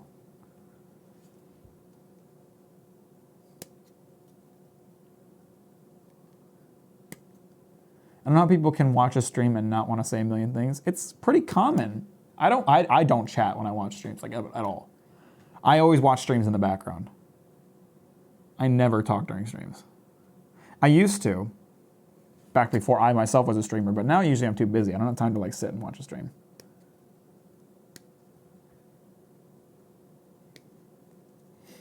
They would know it's me unless I change my art style drastically. You can just feign ignorance, be like, that's not me. It's not me. What are you talking about? That's not me. What, do you think we have, you think since we have similar art styles, you think since we have similar art styles, it's me? It's not me. What are you talking about?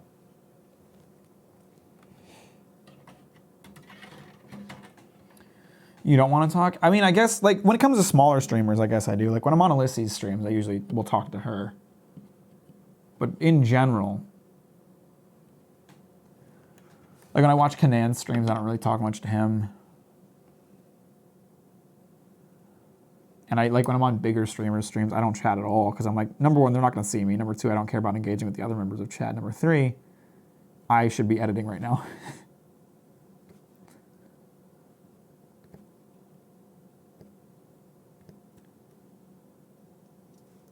I end up watching a lot more stream VODs than I do actual streams because there's like certain games I want to see people play. Like right now I'm watching through Jerma play Sekiro since I've finished Sekiro now and I want to see him play it. But, he's already played that, so I'm watching the VODs instead of watching him live. He's playing Elden Ring right now. I'd love to watch him play that, but I won't. I'll watch the VODs after I've beaten Elden Ring.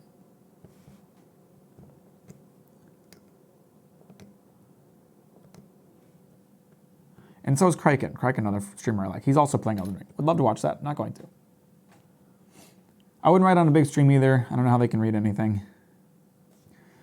And you just kind of like, the way I've seen them do it, they just kind of like, just pick a random one and read it. There's no real semblance to it. You can't follow like a proper conversation with any particular member of chat. You just kind of pick and choose the messages and assume that message represents the opinion of the whole group.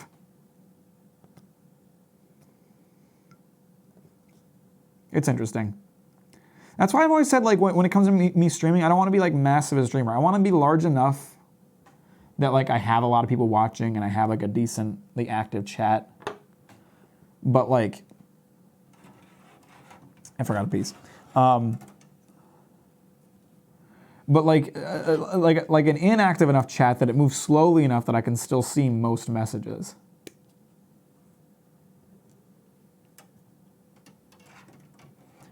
I wouldn't catch a live for someone I couldn't talk to. I have things to do. So you're gonna stop watching me when I get rich and famous? That's so mean.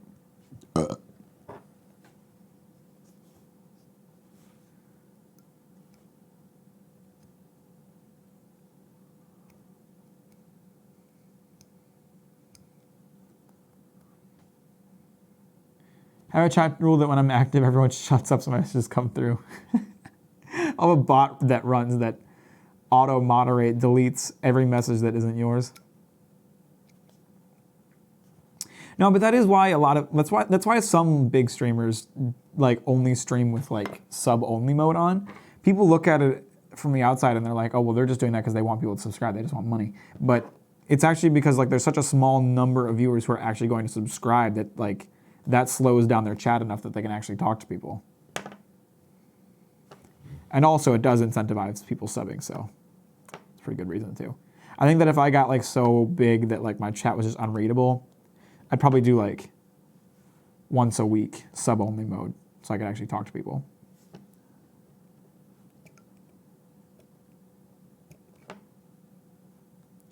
But I'm never gonna get that big because I'm a loser. I'm a loser. I never post videos anymore. My channel's dying. I'm a loser. Nah, I know I'm working hard. I got some big shit coming anyway.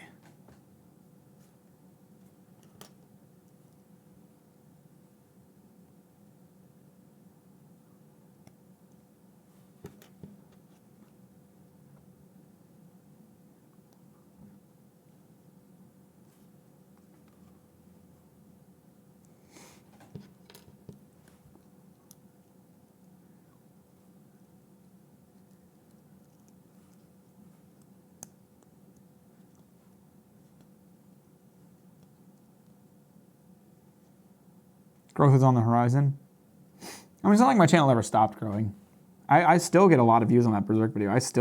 I'm very slowly approaching 5,000 subscribers. I'm fairly confident that I will hit that before the Chainsaw Man video comes out. And I feel very lucky for that. I feel very lucky that like the steam from that upload has never really stopped. I think I'm pretty fucking lucky that it never died down, because that means when my Chainsaw Man video does come out, I'll still have enough traffic on my channel that it can pop off too. Not that I expect it to blow up like the Berserk video did. I fully expect that it's going to cap out around like 1,000 views or something like that. And then maybe it will blow up once the Chainsaw Man anime comes out, but for the time being, I don't expect it to go anywhere special. I'm kind of banking on it blowing up later down the line. But at the same time, saying that makes it sound like I wouldn't have made the video if I didn't think it would blow up, and that's not the case. I'm just kind of hoping. I'm being cautiously optimistic. I try not to get my hopes up because I don't want to be disappointed. But at the same time, I do somewhat expect that this video will do well, because I think it's really good. And I think it's on a subject that's going to have a lot of traffic on it later this year.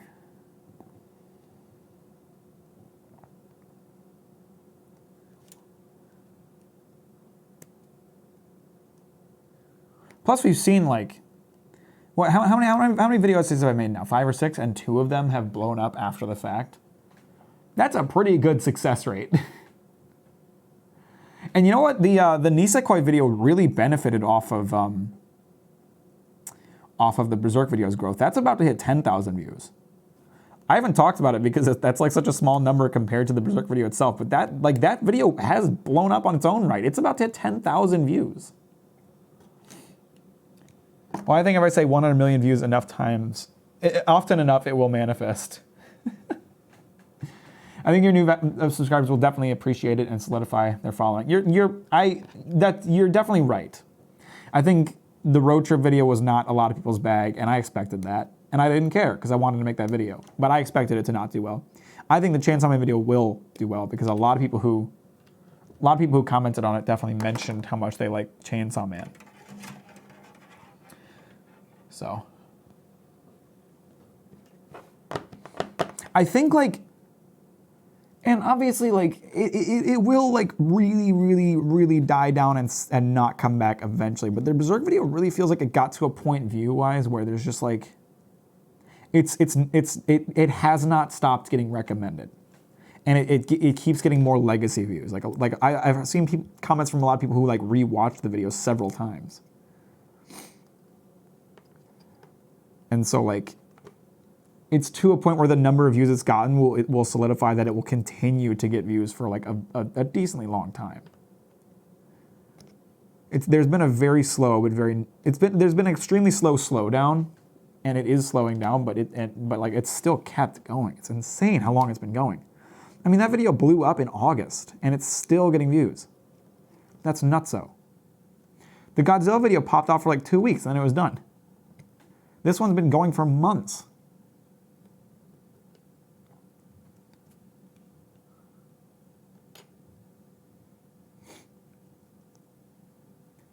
I think some people also read it only now and seek out content like that video.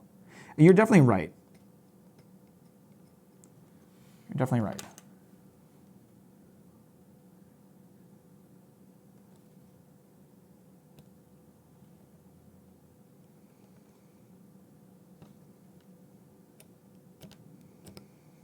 There's a number of factors as to why it's continued to get views, but at the end of the day, like, I really got pretty lucky. I got, like, the worst kind of luck, but I got pretty lucky with, like, you know, Miura dying and all of this traffic surrounding the subject right when my video came out.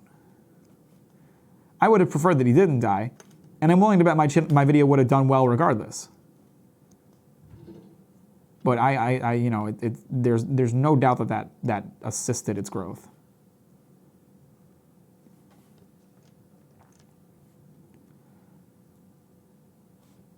Some people like to say that YouTube is all about luck. It's not.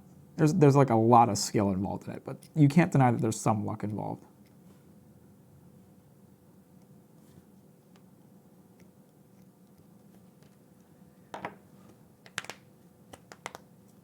And my fingy's cracking.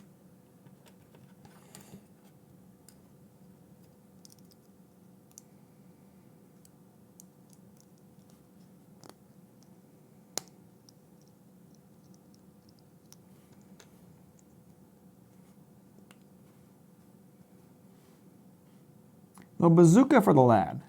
And start shooting people with this fucking rocket launcher, baby.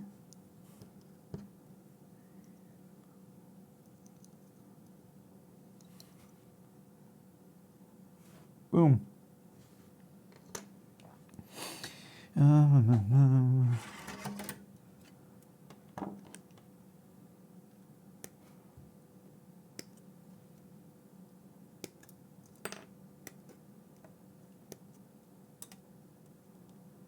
Oops, I didn't switch to the wide cam while I cut pieces off. Sorry.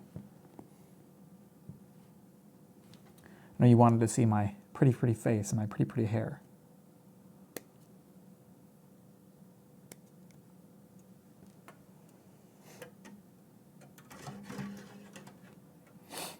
There's definitely a bit of luck. Like, in the end, it's also about humans. Maybe you get a human viewer who had just the right day for the video, maybe not. There is some luck involved, but there is, I'd say, a lot more skill involved. Like, there's so much skill in, like, actually getting your video in front of people's eyes, like manipulating the system to, like, ensure that people somehow find your video, whether it be through Reddit or Twitter or just YouTube's algorithm, whatever the case may be. There's a lot of, like, skill involved in that kind of thing. And I don't have the best skill for it. I'm more or less banking on the hope that my videos are you know, shareable, that people want to share them with their friends, or that, you know, the algorithm works in my favor. That's why, like, I've been thinking a lot more about the algorithm over the past couple of years than I ever did before, right? And that's why I'm talking about, like, my chance on my video. Like, I expect it to top out at a pretty low number when it first comes out, but I think it has a chance to blow up later down the line because the Chainsaw Man anime is going to make it really popular. But I could definitely do better with, like, the social media stuff and, like, getting my video in front of people's eyes. I can do a lot better with that kind of thing.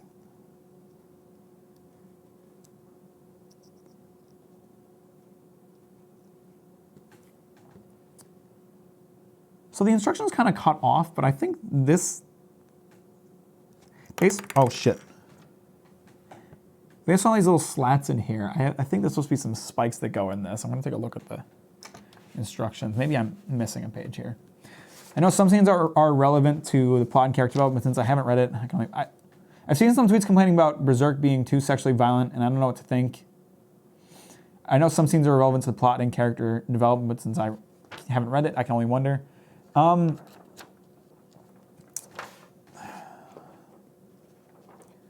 do I put it? There's kind of a running joke in the Berserk community about Berserk fans actively defending like R-word scenes because they are rough. They are rough to watch. They're rough to see, and it can make you question why they're there in the first place. But there is, you know, narrative importance to that kind of thing. A lot of like Guts' struggle as a character is tied to like his sexual desires. And I don't know, it's hard to talk about. It's always hard to talk about this kind of thing, but the important thing is that like if they were just there to be there, that'd be different. But they're always important. They always serve a purpose for the plot. That's why I think it's like it's okay. I understand why people don't like it. I understand why someone like you wouldn't read Berserk because of scenes like that. But I don't think it's right to outright say that they shouldn't be in the series simply because they're there. They always have narrative importance, and that makes them, you know, okay in my mind. Okay to be in this series, not okay to happen. But you get what I'm saying.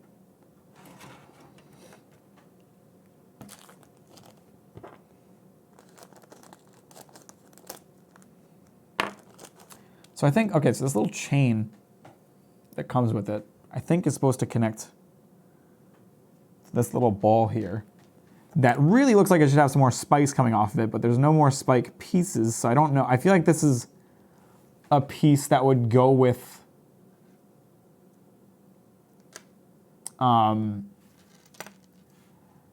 it feels like this piece would come with a normal RX-78 kit, and they just kind of left like the pieces in the instruction part in for the 711 version, but you don't actually need it for the 711 version because there's no spikes to attach to this, so it just looks awkward, but I guess that's a thing.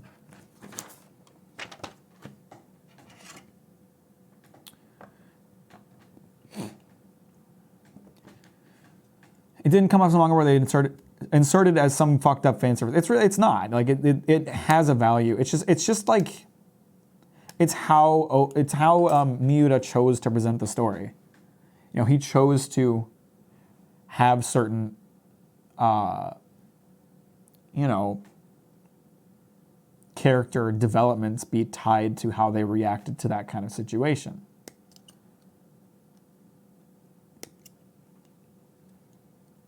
And as long as like there's a reason for it, I think it's fine. You know, I'm lucky that I'm not particularly sensitive to that kind of thing. It doesn't bother me one bit.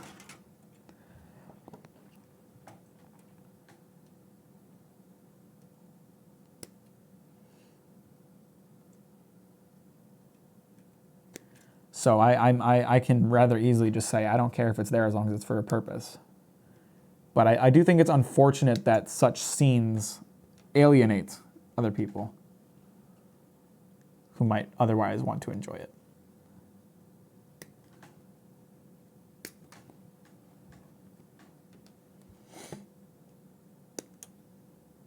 But at the same time, you know, trying to write a story that appeals to all audiences and sacrificing your own vision as a result is like the worst thing you can do.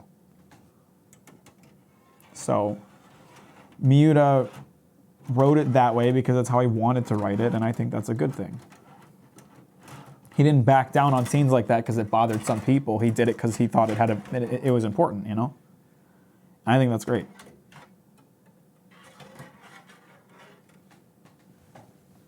What are you doing, Luna? It's unfortunate, but also you can't make it yeah, exactly. You can't ever make something for everybody. Wow. The battery on my microphone specifically, like, okay, so I have two things. I have the part that's clipped to my belt, which is the microphone transceiver, and then I have the receiver. And despite the fact that they've been on them for the exact same amount of time, the transceiver is like about to die battery-wise, and the receiver is fine. So I don't know what the fuck's going on, but if my microphone cuts out, it's because my microphone died. We're just gonna keep building and hope it doesn't go down like that, because I'm almost done here. But just FYI, if I go silent, let me know. If I don't come back from silence, I'll do some pantomime to let you know that my microphone died and I'll end the stream.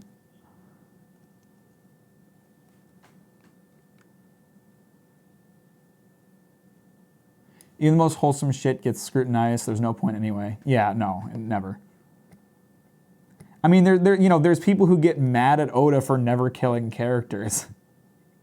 I get, from their perspective, how it can, like, weaken tension. Because you're sitting there like, well, I know this character's in trouble, but I also know they're not going to die because Oda doesn't kill characters. But he finds other ways to build tension, so who fucking cares? Speed on the last bit? No.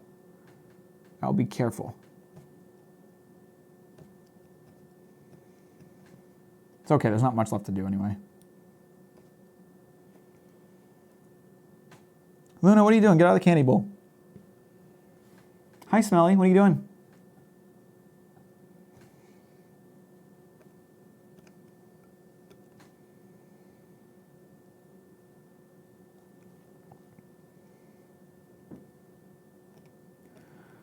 Plus, the thing I always liked about Oda is that he doesn't, he doesn't kill off characters, but he also doesn't kill them. He also doesn't kill them off for no reason. Like with Crocodile, like, yeah, Luffy could have fucking killed Crocodile in Alabasta, but then Crocodile wouldn't have been able to come back for Impel Down in Marineford. Luffy could have killed Buggy, but then Buggy couldn't have come back for Impel Down and Marineford. Like, the characters he doesn't kill come back. He's created like an insane number of characters who are all somehow still relevant to the story and still keep like appearing. And I think my personal theory is that somehow all of them are going to be involved in the final arc of One Piece. And if that's the case, then I 100% stand by him not killing characters.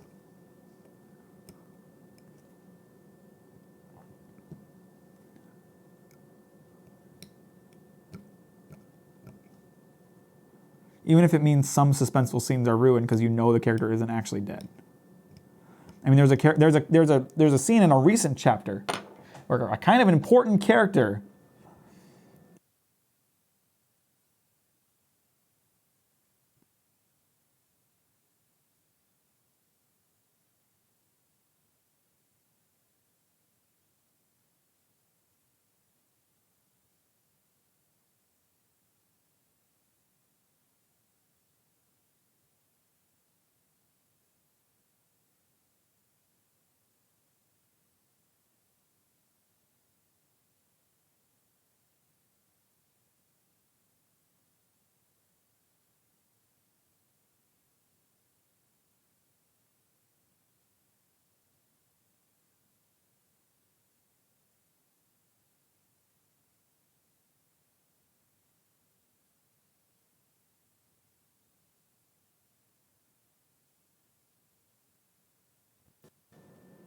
It's back on for now. I don't know how long I have. It appears to have died.